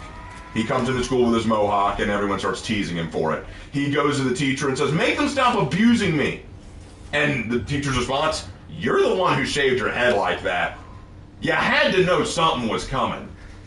And it's like, yeah, you make a choice. Live with the outcome, dude. Well, it's just like we had a guy in high school who wore a brony shirt every day of the week. Just didn't wash it. And no one said anything. We should have said something like, dude, that's not socially acceptable. Don't do that. And the thing is, it's weird to say, but people need to learn how to be able to handle social situations and sometimes roll with the punches. Now, if things get too excessive, like things get personal or anything go beyond teasing, absolutely, I shut that down automatically. Look, you can always tell when the teasing or abuse is going a little too far, and you need to know when to stop. Absolutely, and I'll always step in to stop it. But what was happening to that girl, I'm like, you're making it worse on yourself. You want to know the way to make them stop? Laugh with them. Laugh and I'll say, yeah, I broke it, and then pull it out, and I fixed it. It would have shut them up because you fixed the problem and you laughed. That's what they were not looking for. That they were looking for you to get offended, and you gave it to them by reacting angrily and yelling back at them. You gave them the exact material they needed to keep going. Learn to roll with the punches. Sometimes it means you have to develop a strong chin. You sometimes need to. And here's the thing: I say that. But yes, I can react to trolling. I can overreact to trolling. It happens. We all can. But I think that one of the problems we have with today's generation is, for me, I try to work on it and try to roll with the punches more. Some people don't know to do that because they become so coddled that they think, no one should ever do that to me. Son, it's going to happen. Honestly, I think what's sad is I think like a lot of middle schoolers, elementary school students, and high schoolers actually have a better grasp of how to roll with the punches than a lot of college students. Oh, yeah, I think there's truth. Yeah. But it was like very interesting. Like an example where I shut it down, if it gets overly personal. Yeah. Like, there was one kid in my class, I won't name names or anything, obviously, for legal reasons, but he had made the bold decision to try and ask a girl out. And I was like, oh, okay. Yeah. Okay. Fair. And he apparently did it in private, but the thing is, the rumors got out that he was asking, so I overheard boys, and they started to, it's like, hey, is it true that you did blah, blah, blah? And the kid turned bright red, and I said, come with me, I want to talk to you about something. And so I brought the boy outside and said, what the heck is wrong with you? Like, well, it's like, put yourself in the boy's shoes. If you got rejected by a girl, would you want people shouting that out to the rafters? Like, no? I was like, exactly. Do unto others, man. Now get back in there. Because the thing is, that boy has no stranger to teasing, and he will tease just as good as anybody else. But the thing is, that's kind of an emotional weak moment for someone. Don't do that. If I get rejected, I don't want people to make fun of it. But at the same time, like, I feel like if you do something like if, for example, like, this same kid will also do stupid stuff like, I'll be in the middle of teaching, and then I'll turn around and he's standing on the table poking the ceiling, and I'm like, and the kids are abusing him for it. Like, no, you've earned that. You deserve that one. You made a dumb decision and you got what stupid should hurt. But that's my stance on that. I do believe that when it comes to dark movies, or like especially Puss in Boots 2, I watched it. It was not that dark. The concept of death, to me, is not dark enough to keep out of a kid's movie. Kids need to be aware of death. I mean, if they really wanted to make it dark, him accepting death at the end would him actually like walking off with death and him dying. That would have been dark, but also kind of meaningful. Yeah, indeed. I mean, I would have liked it, but actually, I saw this really cool comic where it actually shows Puss in Boots much older laying in bed, and then it shows Death walking over to sit beside him, and Puss even says, "You took your time," and then Death just asks, "How was your last life?" And I'm like, hey, you can have this be a meaningful thing. Like, Death kind of comes to respect Puss. Puss recognizes it's time for him to die, and he's ready for it. I think that kids should have a healthy understanding of death. That's part of the reason I write Death Diary, so that more people can have a healthy understanding of death. Mm-hmm. But depriving kids of it isn't going to make anyone happier. It's not going to make anyone feel stronger.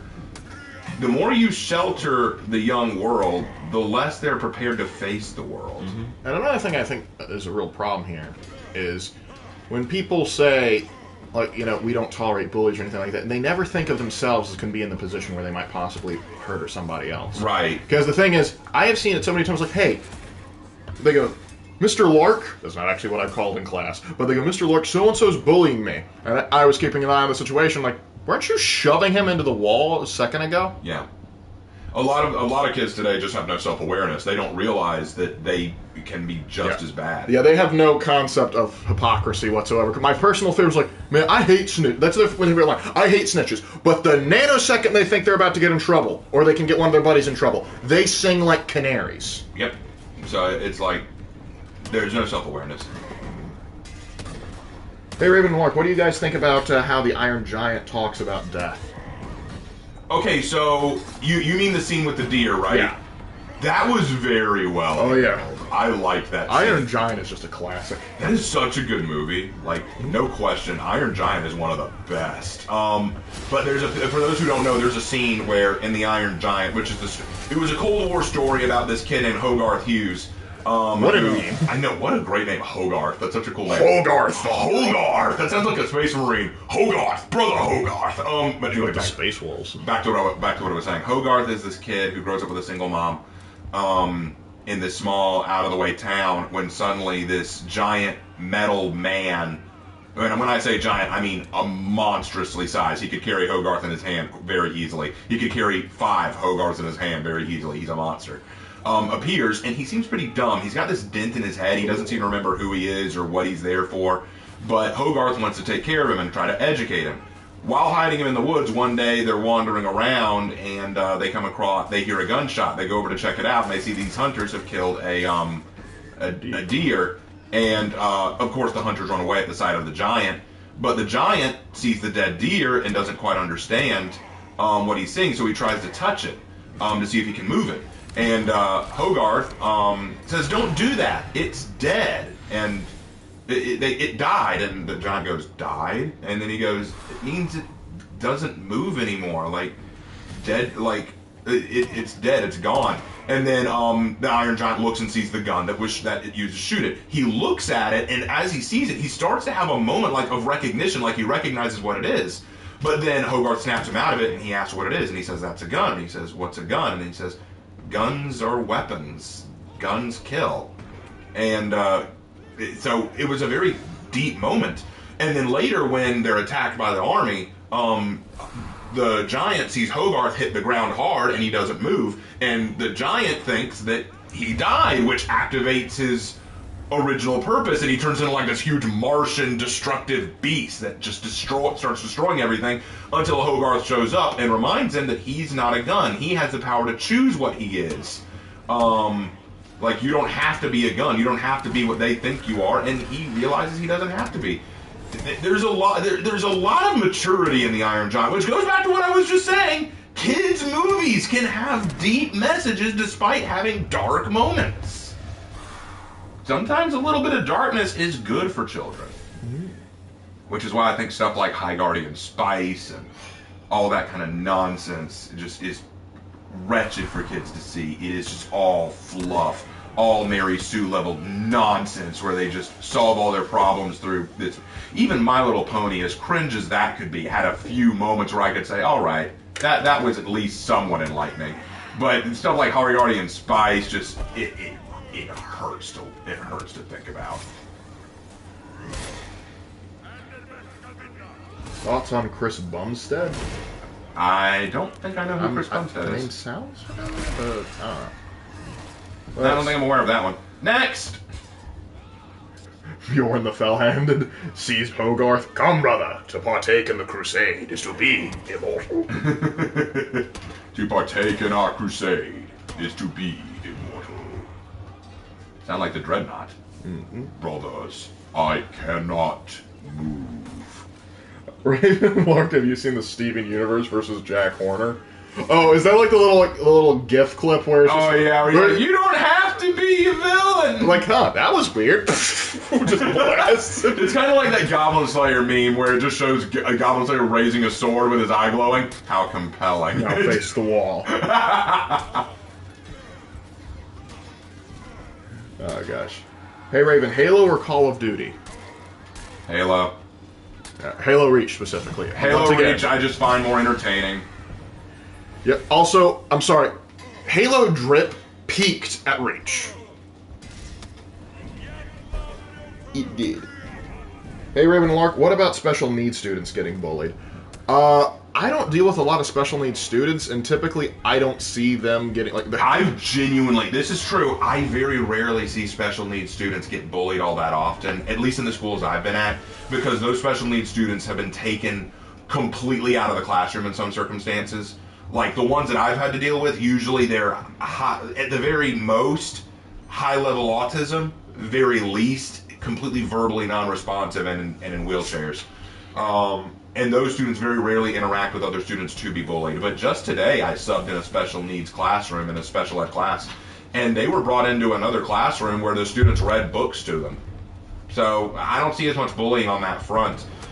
Here's the thing about bullying, when you really think about it. Most bullying is done when the bullier knows that the person they're bullying is easy to bully, and when they know that they can get the rest of the class involved in it. When they can get others involved and to agree with them, then usually they will bully incessantly. But if everyone sympathizes with the person, it's a lot harder to get everyone on your side, and then they just know you're a piece of crap. Not saying that special needs students don't get bullied, they most certainly do, and for many reasons, and I think that's terrible that they do. But at the same time, what would you ask of the special needs student? Would you ask that they always have an adult on hand, even as they grow up into the real world? Eventually, they are going to have to come to terms with what they are and learn to roll with those punches. I'm not saying it'll be easy, and I'm not saying it's right that they be bullied all the time incessantly for something that they genuinely can't control. But, at the same time, everyone's got to grow up someday, as harsh as that is. And I think the more you coddle, the more you protect, the more you try to pretend like, oh, no one deserves that. You deserve to be pampered and protected as a snowflake you are, whether you have special needs or not. It also depends on the level of degree of special needs. Yeah, but like I said, the more special needs I have, like the ones who are wheelchair bound, non-verbally responsive, usually, for one thing, they won't recognize the teasing when they see it. And two, most people don't want to associate with them to tease them. Yeah, well, They make them uncomfortable. I do have one special needs student who, there's one particular boy that abuses him, but the problem is he's just an a-hole, and he tries to abuse everybody. So no one likes him for doing the kid in question doesn't really notice it because he considers himself one of the group now because he gets it as much as everybody else, and the other one just racks up referrals. I know exactly who you're talking about too. That's what's sad. No, I'm talking about the other one. Oh yeah. No, he was not. What are we talking So about? Ravenlark, wasn't Jesus disabled? No. No, he was not. Jesus was not disabled. Not in any way. That sounds like something I'd hear off of TikTok. Jesus was totally Did you know that Jesus was actually a woman? Like, no, he wasn't. No, he wasn't. Like, well, you say that he wasn't a woman. That means like, no. No, when I say he wasn't a woman, I mean he was not a woman. There's actually, if you've ever seen Inspiring Philosophy, he does a great response to one of those TikToks. It's actually does response to several TikToks, which are funny. See. When I say Jesus was a man, I mean he was a man. I was bullied quite a lot in high school, and the bullying was based off my autism and the German side of my family. I don't want to go into the second reason for grief. Okay, fair enough. Fair enough. No. And I'm not saying it doesn't happen. I'm sorry it happens. But still, I do think that eventually you start to learn to ignore the bullies or push past them or learn that they're irrelevant.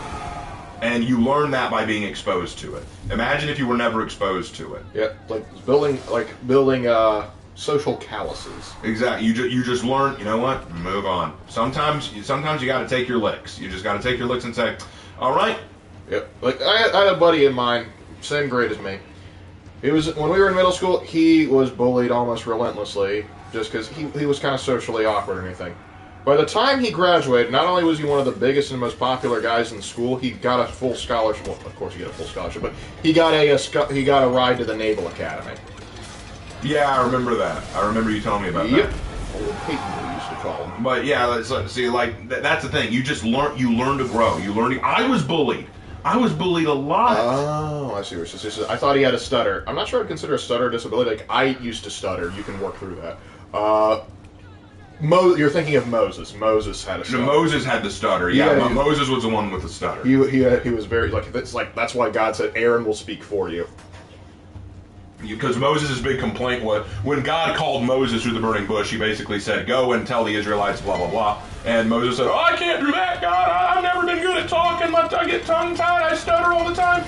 And God was kind of like, then Aaron will talk for you, dude. Because Moses was a complainer. Moses was a whiner. Oh, yeah, not many of my Jewish audience would be happy to hear this, but yeah, Moses was I think there would be some rabbis that would go, no, he was. Well, because Moses was a big complainer. He was the but guy. You know, like, when God called him, he said, but, I can't do that. God's like, why not? Like, I can't talk very well. Aaron will speak for you. They won't listen to me. Trust me, they will. I can't go before Pharaoh. I used to live in his house. So, it's like, it kind of comes down to, eventually God just goes, "You're going, son."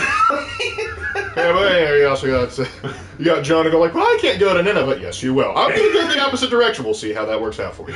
Whenever God calls you to do something and you say no, I almost feel God going, "All right, like, great plan there. Let's see how that works out for you." Gabriel and the boys taking bets on how long. All right, let's see how long. I'm giving 5 minutes. I give him a day. Oh, a day. Gabriel and Michael are like, like that scene in Caddyshack. Like, I'll bet you $20 he picks his nose. Another 20 he eats it. All right, let's see. That was a good movie, by the way. Was Jesus a JoJo reference? According to the JoJo's Bizarre Adventures, yes, he was. But I'm not even gonna. Well, I mean, hey, Beyblade had Moses part the Red Sea with a Beyblade, so why not? I'm gonna assume Jonah. I'm gonna assume Jonah used Yu-Gi-Oh to get out of the whale or fish. I like that. Let's see. Who to go? I haven't gone on. And maybe Elijah was into Bakuman. Who knows? I think I'll go Nobushi. I haven't gone Nobushi in a while. Let's see. That's an interesting point. What if everyone in the chat, including Raven and Lark, got Isakai? That depends entirely on where we get sent. Because is that just a question? What if we got Isakai? What if us and chat all got Isakai? Do we all get Isakai to the same place? Yeah, I'm assuming so. Okay. Oh yeah. Okay. Oh yeah. Well, it depends on a lot of things. Is this going to be like Rising of the Shield Hero, where it's all pure fantasy nonsense, where we're just running around with swords and shields and fighting bad guys? Or is this going to be like that anime you've been showing me, Lark? What's it called? It's just such a long freaking name. Well, basically, it's this anime where this dude gets reincarnated into this world that's basically based on a dating simulator game. Reincarnated into a dating sim. It's called just like Life is Tough for a Mob in Another World or something. Yeah, it's something like that. But I mean, if we were reincarnated into something like we'd run the country within the day. If I was reincarnated into that world, I bring it on. Bring it on. The revolution will be quick and swift and merciless. Yes.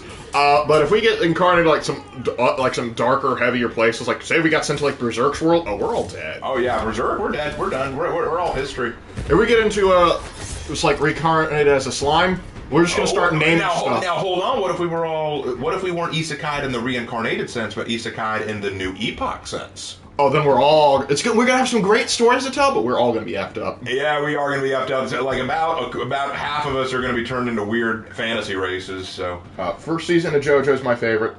Jonathan's the best. I have not watched JoJo, so enjoy that. Yep. Watch people now say, okay, Lark should be the new owner of the channel. Raven hasn't watched JoJo. Yeah. Oh, by the way, they want to know if you do a Far Cry Primal stream. I tried doing that. I don't think many people were that interested, but I wouldn't mind doing it. I like Far Cry Primal. I like it. I'd like to do a stream of it. I'd like to play through that, but I don't think it was popular the first time I did it, so I don't know if I should try to do it again. But if y'all want to see me do that, let me know. And Draken says, "Oh, Raven tip. The banner first appears at 27 minutes." Really? I did not know that. Thank you for the update. I didn't know that. Genuinely, I don't know where to keep up with this. Hardy took your bait, Lark. Could you take over the channel? Raven would kill me. No, I wouldn't. Genuinely, if you guys all petition, every one of you all petition, get rid of Raven, keep Lark, I'd say, all right, Lark, this is all yours. Watch me burn the channel to the ground. Not intentionally, mind you. I'm up against two crazy ladies. Yep. My first video that crashed the channel. For Honor's favorite topic, light spamming. Why it's a good thing. Y'all know who Alex Suber is? Not familiar with it. Nope. Does he have a Subaru? I'll go now. I'll pick you up. I'll pick you up. I'll pick you up. You I'll pick you up. Raise me up. So I can stand on mountains. Now, Lark, we know you would do it intentionally. Honestly, no. The channel would probably die under me just because I do not upload near as much. Yeah, Lark takes forever, I'll be honest. I mean, it's not a bash on you, Lark. It's just... No. You're right. It's true. Lark would turn into a bridge Alucard. Does that make him Integra? Does that make Raven Integra? Probably because Hannah draws me as a girl all the time. Yep. Does that make Hannah Saris? No, she's probably Walter. Actually, if I'm being honest, if I was really being honest about our relationship, Hannah's Alucard. That's good. Yeah. Jay would be Walter. Jay would be Walter. I have no idea who I'd be. Probably Integra. Either that or Saris. I'm always the girl for some reason. You're Pip. That's what you are, Lark. Getting a haircut. Yeah, you're definitely getting a haircut, but you're definitely Pip. At least I get a cool hat. Mr. Bernadotte. He does have a cool hat. Lark, no offense, but I wouldn't watch as much as if you took over. Fair. That's fair. Lark is Saris? No, I'm afraid I don't have the rack for that. Sorry. I do have the affection for cannons, though. Lark, I don't see you as Saris. I don't. Yeah, no, you need to grow the hair into a braid. I don't have the hair for that, man. It don't work that way. It don't cooperate well enough to do that. And I am not growing it out long enough to try. Let's see. I'm back, family dog problems. Ooh, hope everything turned out okay. Have you watched Brad Williams? He's a hilarious midget comedian. I think I've seen a few of his stuff. I think I've seen something about him, but I don't know enough about it. Yeah. From what I've seen, like from like social media stuff, he seems pretty funny. There we go. It's in. It's in. Let's see. Hey Ravenlark, do you two enjoy Jeff Dunham? If so, who's your guys' favorite character? Jeff Dunham's pretty funny. I like most of his stuff, and if I had to pick my favorite, it's either Walter or Ahmed the Dead Terrorist. I'm probably going to go with Walter as my favorite, followed closely by Ahmed. I actually got the chance to see him live when he was in college. Oh yeah, you did! I was in middle school or I was a freshman in high school, but yeah. I went to go see him, and it was funny because he was in Columbia, South Carolina, and so he brought out Bubba J, his redneck, and he joked like, "I'm home!" And of course we all loved him. And the thing is, he said, "You'll have to forgive me, I haven't worked with Bubba J in a while, so I'm going to have to rely on my notes." And we actually, like, every time he was about to do a joke, we would say the joke before him, and he said, and then Bubba J turned to him, "It's kind of sad when the audience knows your material better than you."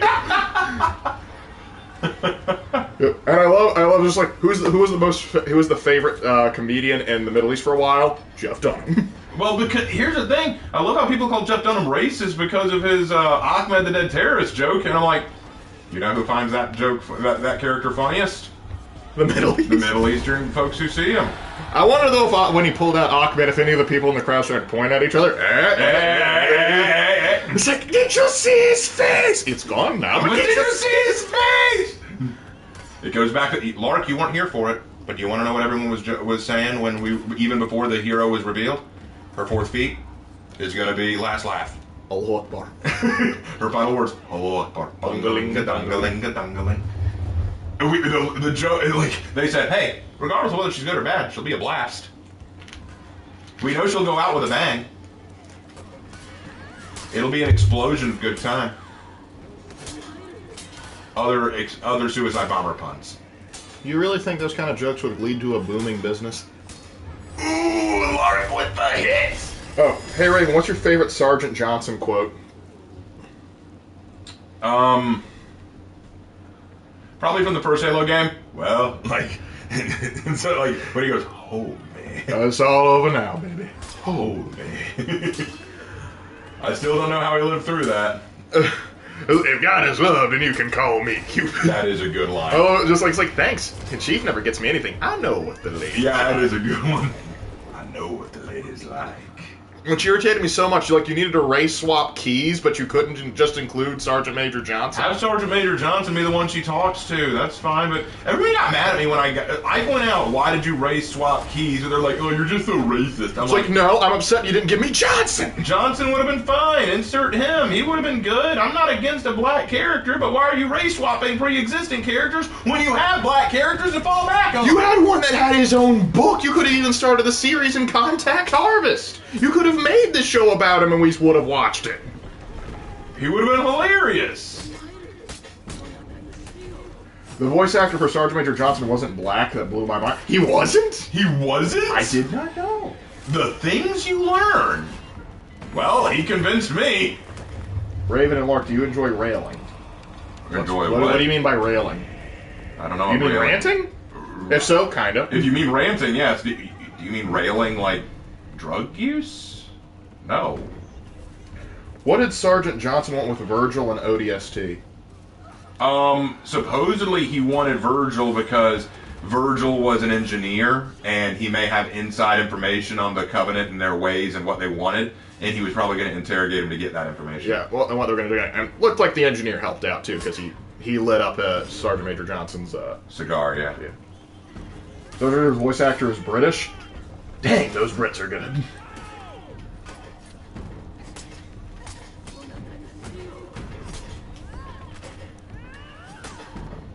Let's see.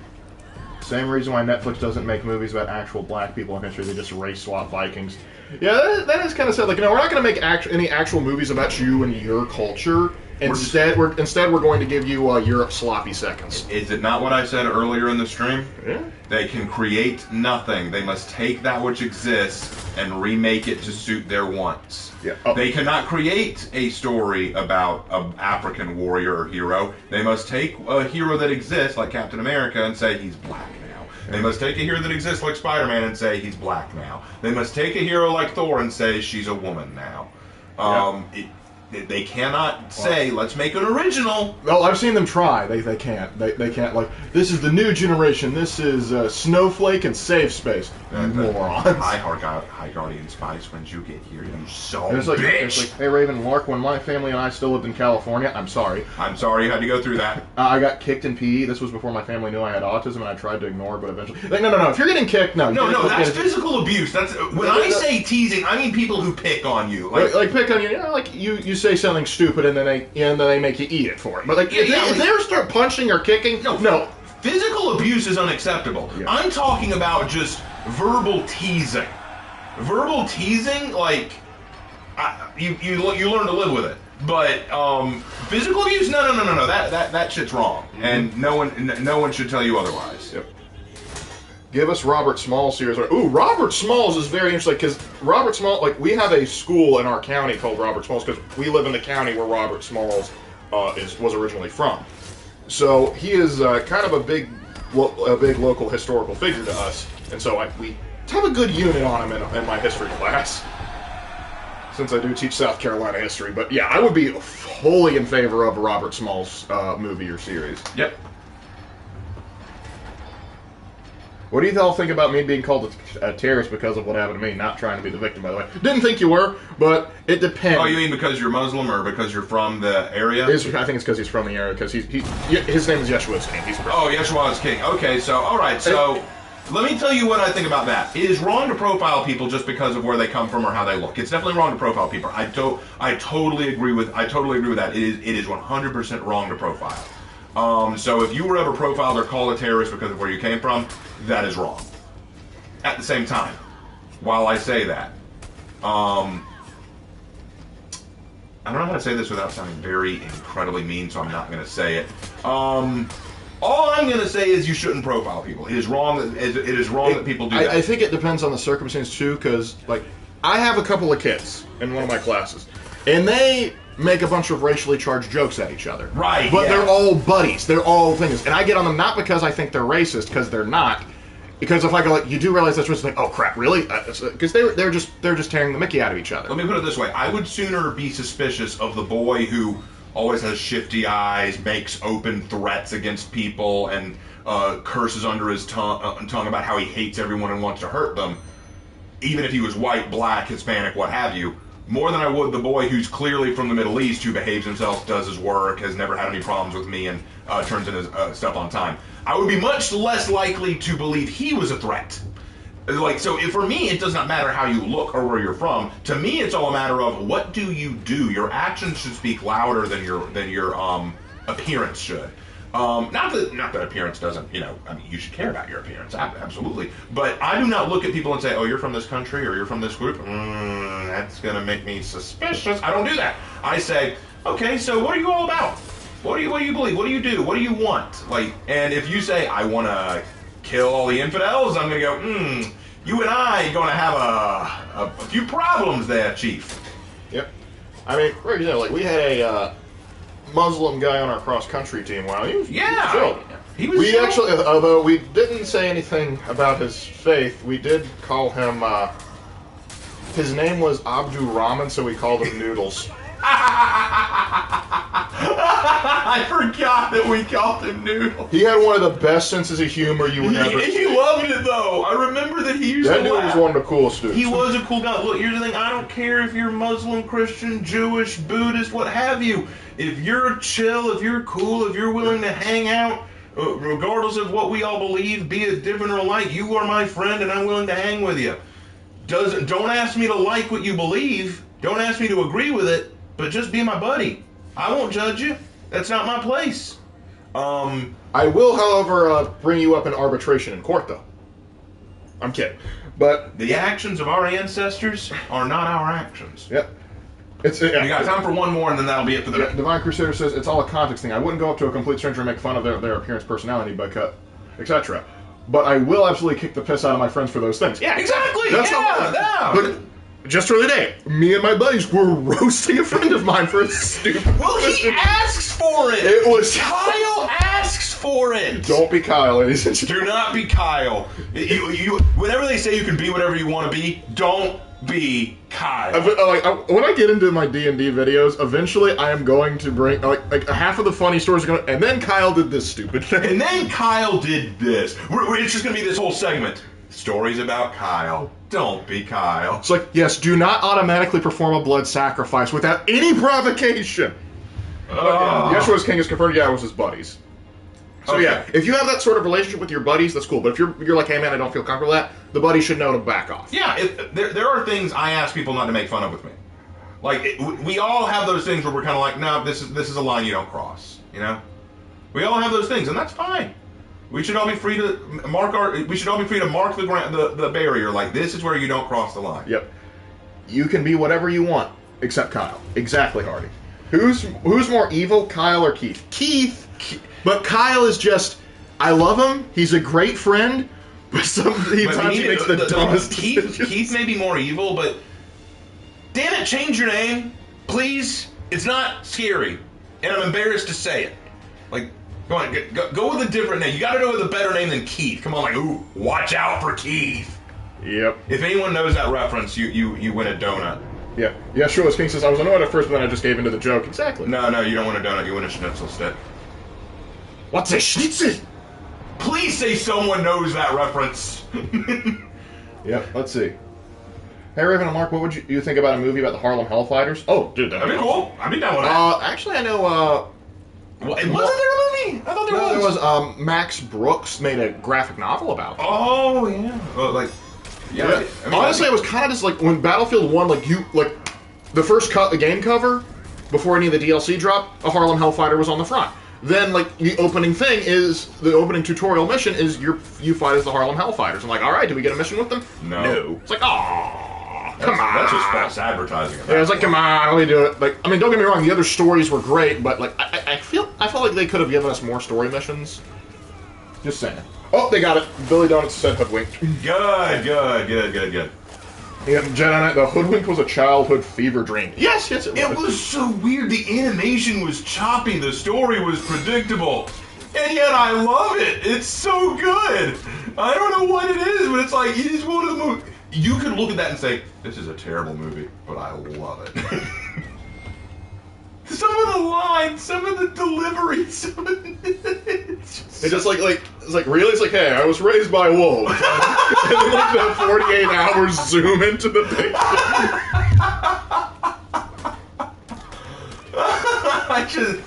I don't know why some of the lines just... Avoid the this guy's a loon. Watch it, Chief, my mama's half loon. And it's the white stork with the black voice. Also, Hoodwink had a lot of big name actors. Yeah, it did. It did. I don't even know how to. Whoa, good shot from whoever was on the ballista. That was a good shot. That's like my opinion on Cars 2. Yeah, they say don't watch the sequel and don't watch anything past. Yeah, the problem with Cars is it did so well, it was going to get multiple sequels. I remember getting irritated because they were still selling Cars merchandise for a decade after that movie came out. That's the thing that annoyed me about Cars. It was a decent movie, but just so much. There's so much merchandise. It was clear they were trying to sell Hot Wheels with faces. Divine Crusader says, I managed to snipe you again. Best shot in the Midwest. Well, there you go. But you didn't snipe me. They got on the stream, I think. Oh. I thought that you were the one on the ballista. Let's see. Raven and Lark ever hear of Bollywood? Yeah, we're familiar with Bollywood. We don't get into the Indian market all that often, but... I mean, I don't really see it all that But they have some of the most over-the-top action scenes I've ever seen. They do. It's kind of that one thing is where they all form up in a little testudo catapult thing and go over that is the dumbest yet coolest thing I've ever seen. Yep. Although, to be fair, sometimes Japanese movies can get a little crazy. They can, but Bollywood just is it realistic? No. Do we care? Also, no. The correct answer is no. It's like, and when it comes to action movies, Bollywood, keep doing what you're doing. Well, anything else y'all want me to rant about before we close out? Because this will be the last match of the night. Mm-hmm. We'll see. Let's see if someone's on. Actually, the Russians are making a movie about a grim, dark take on Little Red Riding Hood. Little Red Riding Hood with an AK. What will she do? Little Red Riding Hood packing heat. She don't need no hunter. Yep. Ravenlark, ever watch Lego animation movies?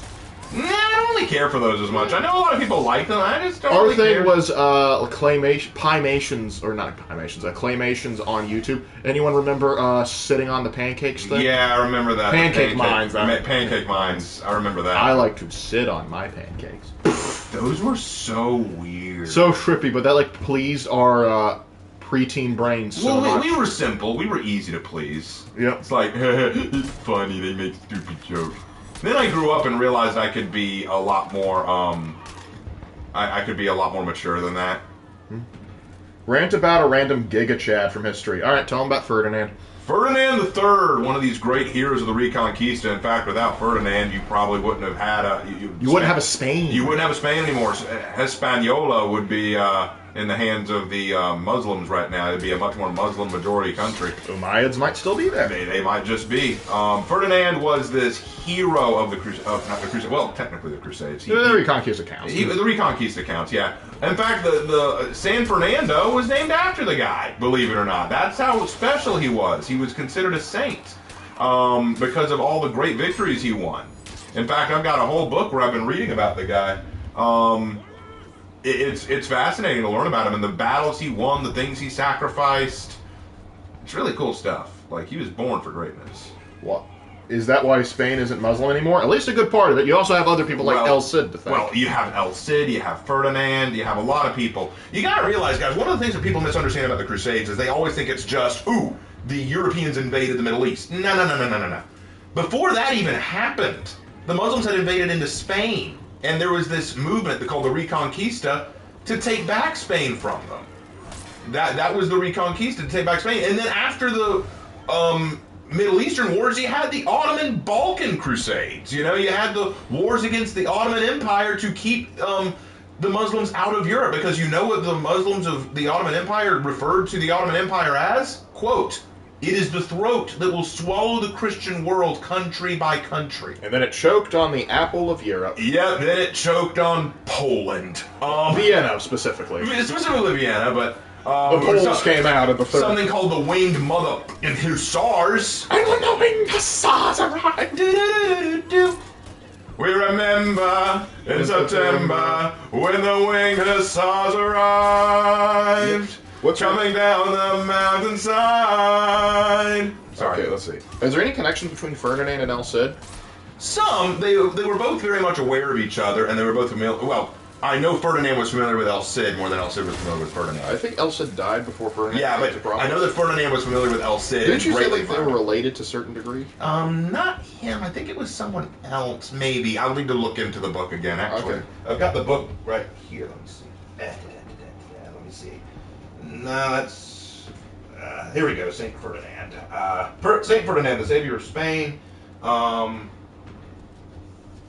have his quote right here. Let me see. Sorry, give me a second. Where are the Winged Hussars? Poland. Poland. They're from Poland. Here it is. A quote from Ferdinand himself. "On our side, Christ, God, and man. On the Moors, the faithless and damned apostate Muhammad. What more is there to say?" Ooh, pretty harsh. But here's what was said about him. From Ahmad bin Muhammad al-Makari, "Would to Allah that the Muslims had then extinguished at once the sparkles of a fire that was destined to consume the whole dominions of Islam in those parts." In other words, saying, if only Ferdinand hadn't been there to stop us, you know? Yeah, here it is. After the Cid and his generation had passed, Emir Ali of the Almoravids from 1106 to 1143, that murderer of the Christians, to quote from the Chronicles of Alfonso the Emperor, saw his chance, quote, "like a serpent thirsting in the summer heat, this son and successor of Yusuf bin Tashif raised his head from across the straits in Africa and summoned all his princes, commanders, and soldiers together with a great army of Arab mercenaries and many thousands of horsemen, crossbowmen, and great companies of foot soldiers. They invaded the Christian north of Spain, attacking and devastating, massacring and slaughtering the Christians. Not content with the devastation he caused, Ali commanded his generals to send back to Africa, quote, any of the Christian warriors, boys, virtuous women, and girls whom you could capture." All of this coming from from the Chronicles of Alfonso the Emperor. Now, if you move past that and deeper into the chapter, it talks a little bit about what the Muslims were doing at the time period, what they were doing. But as you get into, where was it? Here we go.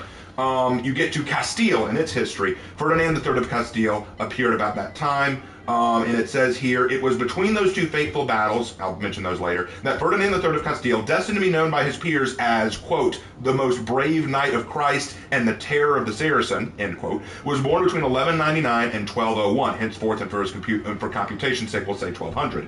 He was the eldest son of King Alfonso the Ninth of Leon and Berenguela, daughter of King Alfonso the Eighth of Castile. That he was destined to play a major role in the Reconquista might have been surmised from his lineage. Not only was he the maternal grandson of the hero of Las Navas de Tolosa, but both Alfonso VI, conqueror of Toledo, and the mighty Cid himself were his fourth great-grandfathers, while King Richard the Lionheart was his great-uncle by marriage. In 1204, the marriage of Alfonso IX and Berenguela was annulled on grounds of sanguinity.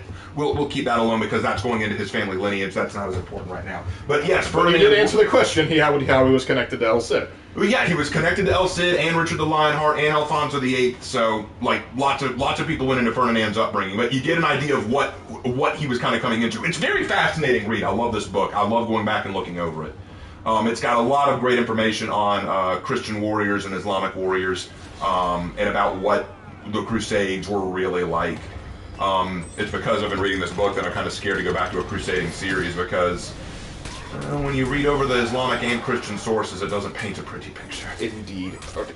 Hey, Raven and Lark, what about a movie where a big Zulu warrior becomes a were-crocodile and travels around Africa killing monsters and men alike?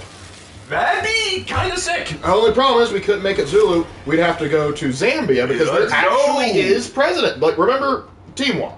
Timwa isn't just a legend. He is based off of an actual friend we have who sadly moved to Atlanta. I mean, he's still doing fine in Atlanta. We just miss him. But according to him, his tribe, his culture, basically has sort of a superstition that some of their people can turn into crocodiles. So if you just moved a little bit north of the Zulu territory into Zambia, you could actually find someone who might actually fit that description if you just tweaked a little bit of folklore. I mean, I'd pay to see that. Why do you keep running away, dude? What's the book called Lark's reading? Oh, Sword and Scimitar. Oh, no, he's talking about the one that I'm reading. I'm reading the book called Defenders of the West, the Christian Heroes Who Stood Against Islam by Raymond Ibrahim. He's also the author of Sword and Scimitar and the 14 Centuries of War Between Islam and the West, with a foreword from historian Victor Davis Hanson. A little bit of information about Raymond Ibrahim, if you'd like to hear it. Raymond Ibrahim, an expert in Islamic history and doctrine, is the author of Sword and Scimitar, 14 Centuries of War Between Islam and the West, written in 2018, Crucified Again, Exposing Islam's New War on Christians, 2013, and The Al-Qaeda Reader, 2007. He has appeared on C-SPAN, Al Jazeera, CNN, NPR, and PBS, and has been published by the New York Times Syndicate, Los Angeles Times, Washington Post, Financial Times, Weekly Standard, Chronicle of Higher Education, and Jane's Islamic Affairs Analyst. Formerly an Arabic linguist at the Library of Congress, Ibrahim has guest lectured at many universities, including the U.S. Army War College, brief government agencies such as U.S. Strategic Command, and testified before Congress. There we go. And testified before Congress. He has been a visiting fellow scholar at a variety of institutes, from the Hoover Institution to the National Intelligence University, and is currently a Shillman Fellow at the David Horowitz Freedom Center, a Judith Friedman Rosen Fellow at the Middle East Forum, and a Senior Fellow at the Great Stone Institution. So in other words, this dude's a Giga Chad. In fact, he is also a Coptic Egyptian. He grew up in Egypt. He's a very fascinating fellow. Very, very interesting. And he is a great author. He doesn't just use Christian sources either when he wrote this. He used Muslim sources as well, which back him up in a great deal, because he's fluent in Arabic and Greek, which is where he gets his information and sources from. So, very fascinating figure. Anyway, we have come to the closing parts of our night. While I work through some of the heroes that I play as, let's hear your last comments, questions, or attempts to get me ranting. Have you seen the movie called Spaceballs? Yes, I have. We are fans. It is a funny movie. Wait, hold on. I need to find Spaceballs, the reaction image. Oh, we did stream Elden Ring once, didn't we? I think I did. If I didn't, I'll need to at some point. I'll just stream myself playing it and getting killed a lot. Raven, have you heard of Pippa Pipkin? Pippa Pipkin? Is that the VTuber that said she was going to shoot up a Walmart in Minecraft? I don't know anything about it, so I'll say no. Raven, how is Velma compared to everything else? Velma is one of the greatest insults to modern storytelling and modern TV. I consider it worse than She-Hulk, probably worse than the Halo TV show. It is an absolute travesty. It is one of the worst animated things I've seen. It is deplorable. It is an insult, and the fact that it exists is appalling. I give it no points, and God have mercy on their souls. It is deplorable. You'll know who Robert Spencer is? Yes, I do. I am familiar with Robert Spencer. We've read some of his work. I've seen him in a debate with David Wood about whether or not Muhammad actually existed. Very interesting fellow. I've listened to his book, The History of Jihad. Guys, when we say we've done our research, we have done our research. Yeah.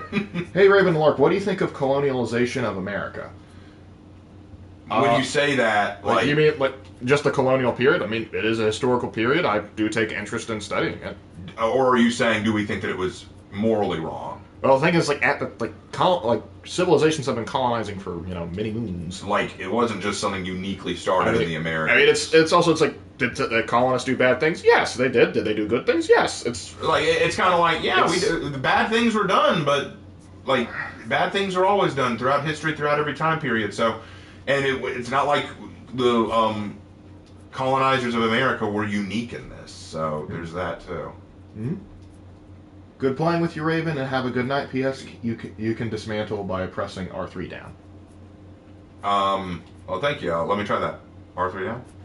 Oh, wrong one. Cool. Magic. Bad and good thing sounds like a human affair. Yep. It was. We humans do have a tendency to do that. What's your opinion on Frederick the Great? Frederick the Great. He was pretty great. I'll tell you that right now. I think he's very talented. I do think sometimes he could bite off more than he could chew. Yeah, well, you could say that for a lot of people. Yeah, I know, but he's good at the tactical, but the Russians still took Berlin. He took it back, but they still took Berlin. It's true. Which would you rather watch, High Guardian Spice or the Velma Show? High Guardian Spice. Yeah, because heartbeat. At least that's not wrecking. We could, you could have a couple drinks with the boys and laugh at High Guardian Spice and how bad it is. I could watch High Guardian Spice with some friends and just make fun of it. With Velma, I would get very angry very fast. Yeshua is King. Thoughts on King James? Which one? Which King James? There are plenty of them. Do you mean like King James and the guy that sponsored the King James Bible? Like, is that who you mean? I mean, he was an interesting feller. What a fascinating character. Yep. Which great had the worst god complex? Ooh. Probably Alexander. Yeah, I was going to say Alexander. Yeah. Yeah. Alexander pretty much thought he was a god on Earth. Yeah. Hey, Raven Lark, did a lot of mafia rat each other out to the cops? Well, some did. There's no question that there were finks and snitches within the mafia. But you also got to recognize usually those people who were snitches probably weren't that high up. If you were a made man, you had nothing to gain by snitching. Everything to gain by being quiet. But I mean, it did happen. I don't know all their names because you probably didn't want to know who they were. But yeah, it happened. If that's your question. What's the dumbest thing to happen in history? I think we've been asked that before. Well, there's a lot of dumb stuff that's happened in history. The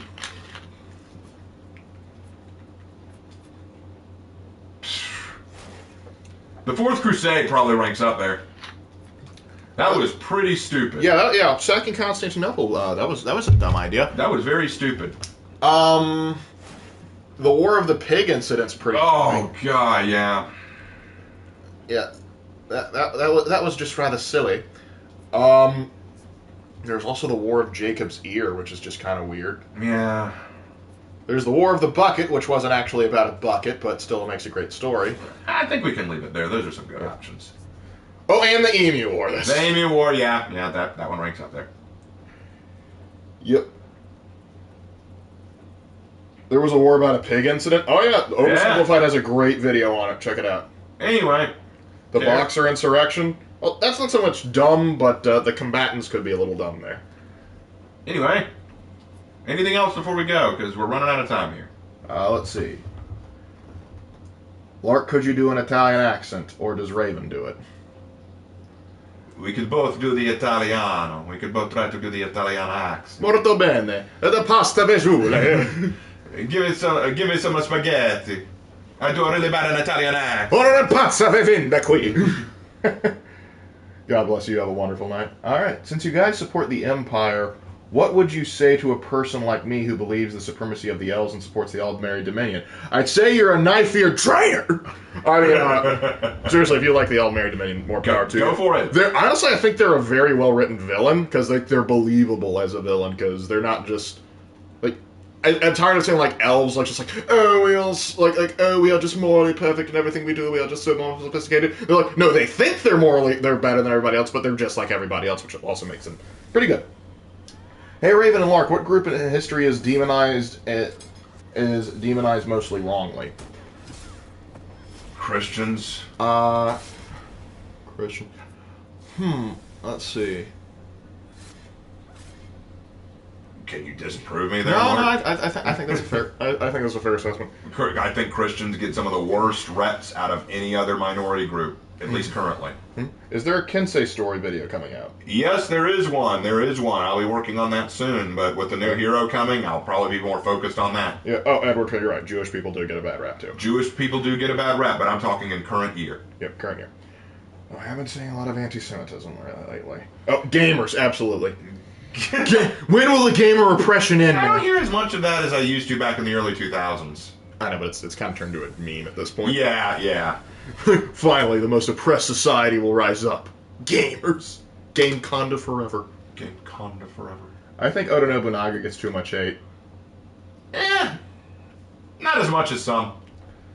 I mean, with Oda Nobunaga, it's kind of split. You either see him as the great unifier, or you see him as the demon king. And the way I look at it, there's kind of a bit of both in there. Like, he was one of the great unifiers. You can't deny that he was instrumental in unifying Japan. But there's also no question that he had some very sadistic ways of getting things done. Yep, it's... That's the thing about history. Quite often you got to look at a lot of the context to understand more of what's happening. Like, it's kind of like whenever I get into these conversations about the Crusades, this happens a lot. This happens a lot. What happens is someone will say, the Crusades were bad because the Europeans came down and attacked the Muslims and were doing horrible, horrible things to them because they were bigoted and racist and blah, blah, blah.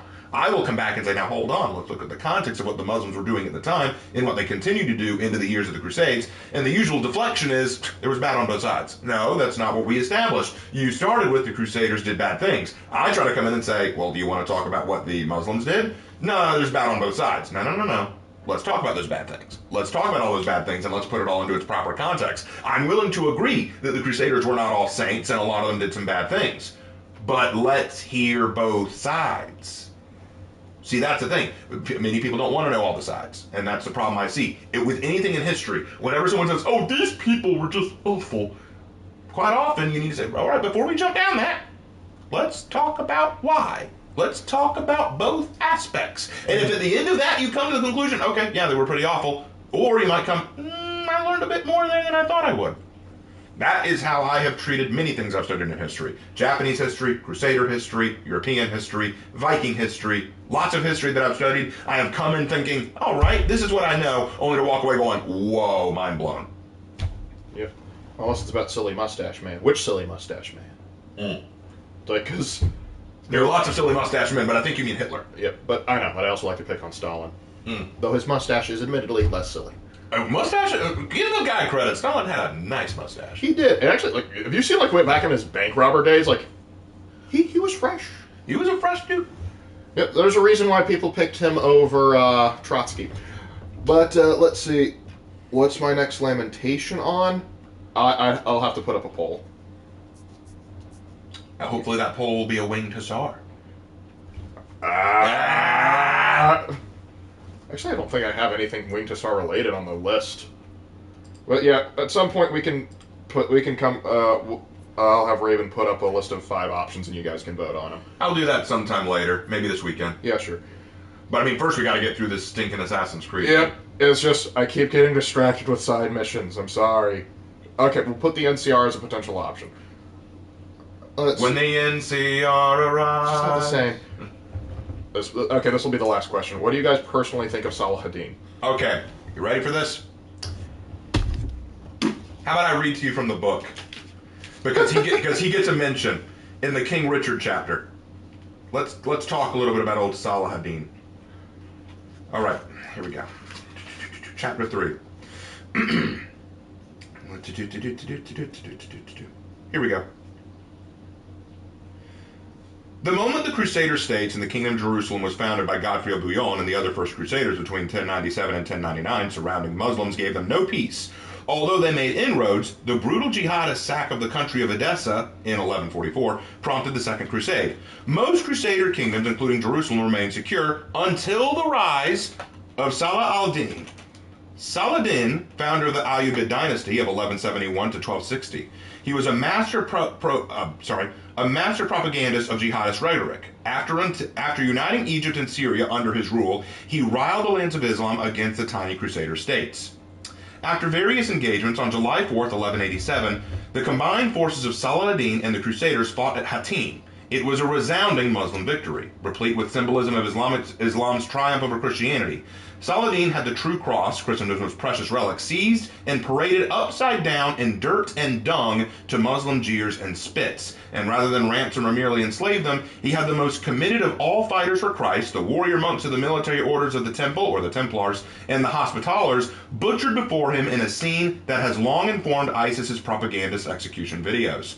Because most professional fighting men had been annihilated, the Crusader kingdoms were left vulnerable. Accordingly, by July 10th, just 6 days after the Battle of Hattin, Saladin had speared through and captured several Christian strongholds, including Acre, Jaffa, and Sidon. Next, the indefatigable Sultan, which means tireless Sultan, sped to and besieged Jerusalem. After being in Christian hands for some 88 years, it capitulated on October 7th, 1187. Now, quote, "A great cry went up from the city and from outside the walls, the Muslims crying the Allahu Akbar in their joy, the Franks groaning in consternation and grief," wrote Ibn al-Athir, who is one of Saladin's most trusted chroniclers. "So loud and piercing was their cry that the earth shook." Saladin reestablished Sharia law, churches were pillaged and vandalized, their bells were silenced, their crosses broken off. Although such anti-Christian animus is nowadays portrayed as a bit of a triumphalism against those who had long humiliated Islam, namely the Crusaders, Saladin's intrinsic hate for Christians far transcended his wars with the Franks. He severely persecuted Egypt's indigenous Christians, the Copts, including by crucifying or hanging many thousands of them and routinely breaking the crosses off and tarring their churches. Even though the Copts of who knew Saladin as, quote, the oppressor of the cross worshippers, had nothing to do with the Franks or the Crusades. So, it gives you a bit of an idea of who he was. To give you another piece of information, this is from the authors of Gabrielli and Murad and Lindsay, who are all Crusader historians. After boasting, quote, "I shall purify the land of those two impure races, Templars and Hospitallers," Saladin said, "I order that they should be beheaded, choosing to have them dead rather than in prison," writes eyewitness Baha al-Din.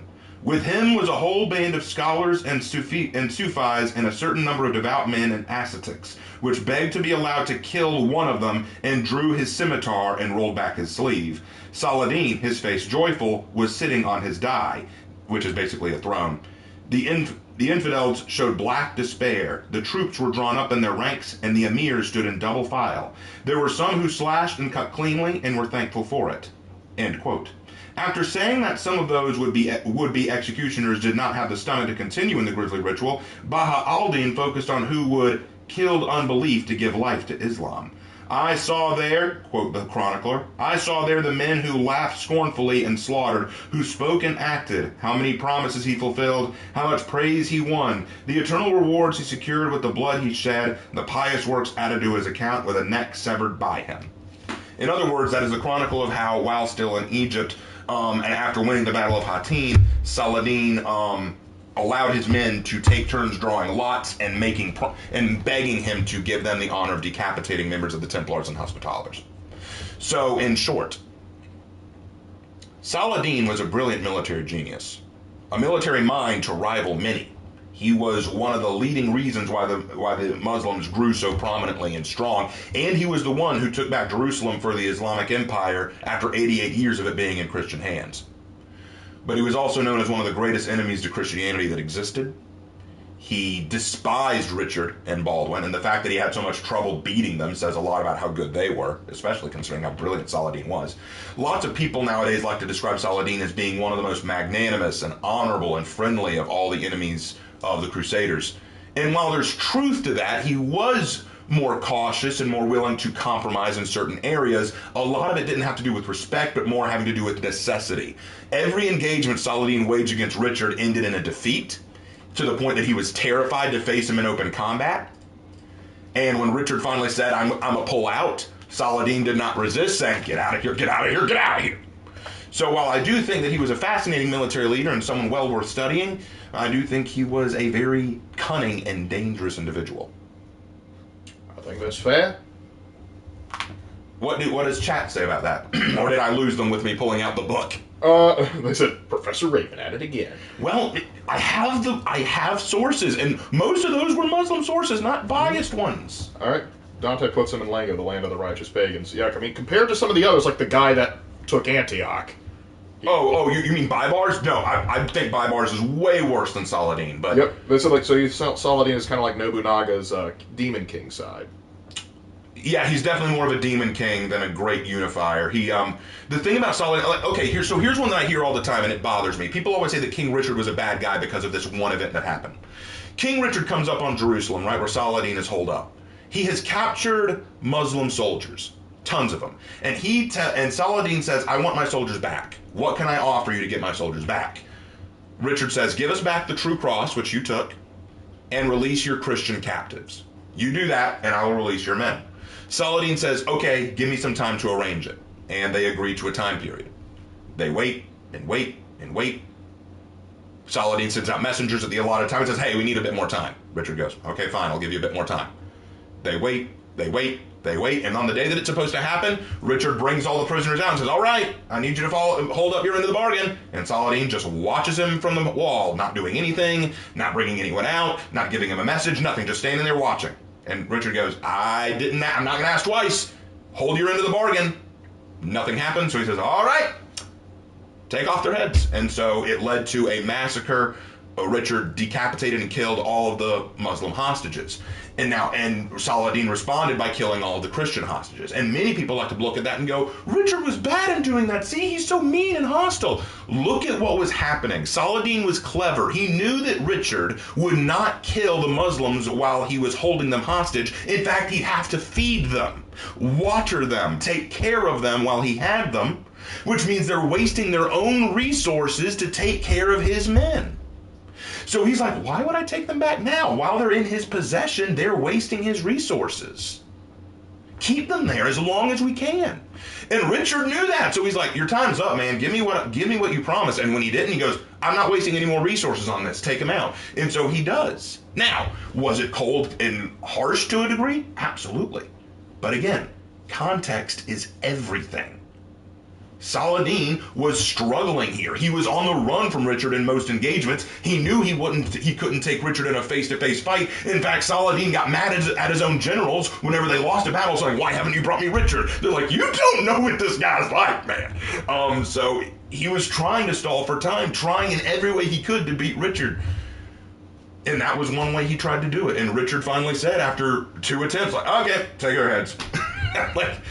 It's harsh, but there's also context behind it. So, Saladin was a cunning individual, but terrifying at the same time. Why is Saladin getting so much good press lately? Part of that is because to the Egyptians in particular, he's kind of a national hero to them. Yeah, that's a part of it. He's like, the Egyptians made a full-on movie, which very much sugarcoats him. And so he's because of that, and also with the idea, like with Western Europeans, particularly the Crusaders, getting demonized. Saladin is the cleanest of the enemies they go up against. And even people that fought against him at the time respected his cunning. There was also a period where Saladin tried to placate Richard, tried to offer him rewards, tried to even marry one of his sons to Richard's daughter, like trying desperately to say, hey, let's be friends here, take this stuff, please leave me alone.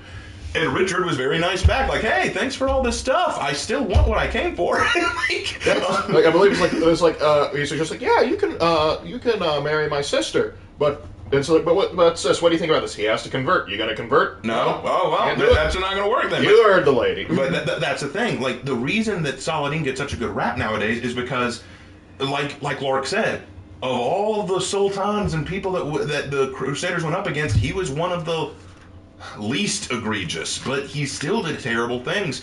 And the problem is, it's like, okay, we want to make the West look bad. Let's take something that Richard did, like decapitating all those Muslims, and hold it up to Saladin, who did some good things, and try to say, look, maybe they were both okay, you know? Yep. Let's see. He's the cleanest. That is scary. Let's see. Well, take Baybars. Want to know what Sultan Baybars, one of the sultans who came way after Saladin. Want to know one of his favorite tactics? It's disgusting. What Baybars would do is he'd basically come up to a town, and when they're coming, it would terrify the Christians inside. So he'd say, "Hey, hold on. Let's make a deal. Let's not waste time killing people, right? You open up your doors, let us in. You can all go to the next town over, and we'll leave you alone." The Christians are like, "Oh, thank God. Let's open the doors. All right, kill everyone. Kill all their knights, kill all their men, take any women you can find and any children and sell them into slavery." And he did this at Antioch, and it was so brutal, even the Muslim sources stated plainly this was the worst thing that could have happened to the Christian people. In fact, there was another instance where the city heard he was coming, so the women and children evacuated the city. When Baybars showed up, he said, "Hold on, put the Christian flags up." So they raised the Christian flags. The women and children who'd gotten away from the castle looked back and see that the flags were raised, and they thought, "Oh, somehow we took the castle back. Let's go back." He was waiting for them. Sold many of them into slavery. It was disgusting tactics, but it worked. You see why this is hard to do like full-on videos about? It's something I can only talk about at the very end of a stream when a lot of my fans are still watching. We got 46 people, dude. They're still here. Oh my God. Well, we had 60 at one point, so. Yeah. Anyway, I think that's probably where we need to go. Unless they have any last-minute questions that we need to. No, I think that's pretty much it. I hope I haven't pissed anyone off. No. Okay. Well, I hope you guys enjoyed that. I probably will never be able to make a full-on video about this because it will be lambasted and torn apart by the YouTube overlords. But in any case, thank you guys so much for watching. I know this was an especially long video and very, very different from what I normally do. I really like these end of the stream bits because I could talk more about stuff that I couldn't normally talk about in other places. This has been a very fun stream for me. A couple of things to say before we go. First of all, new response video coming out tomorrow. It's going to be pretty big. It's going to be an anniversary video of sorts. Also, next week, when the new hero comes out, you can expect me to play as them. You can expect me to talk a little bit more about what I see in them. But please do not bother me and Lark with when hero in history, when analysis video, when execution graded. The more you ask, the less interested I am in doing it, okay? I'm going to do it, but you need to give me time. Want to know the most annoying thing that happened to me and Lark in the past? When Kyoshin came out and I hadn't released a Heroes in History, Lark released his Lark's Lamentation, and one of the first comments he got was, "When is the Kyoshin Heroes in History?"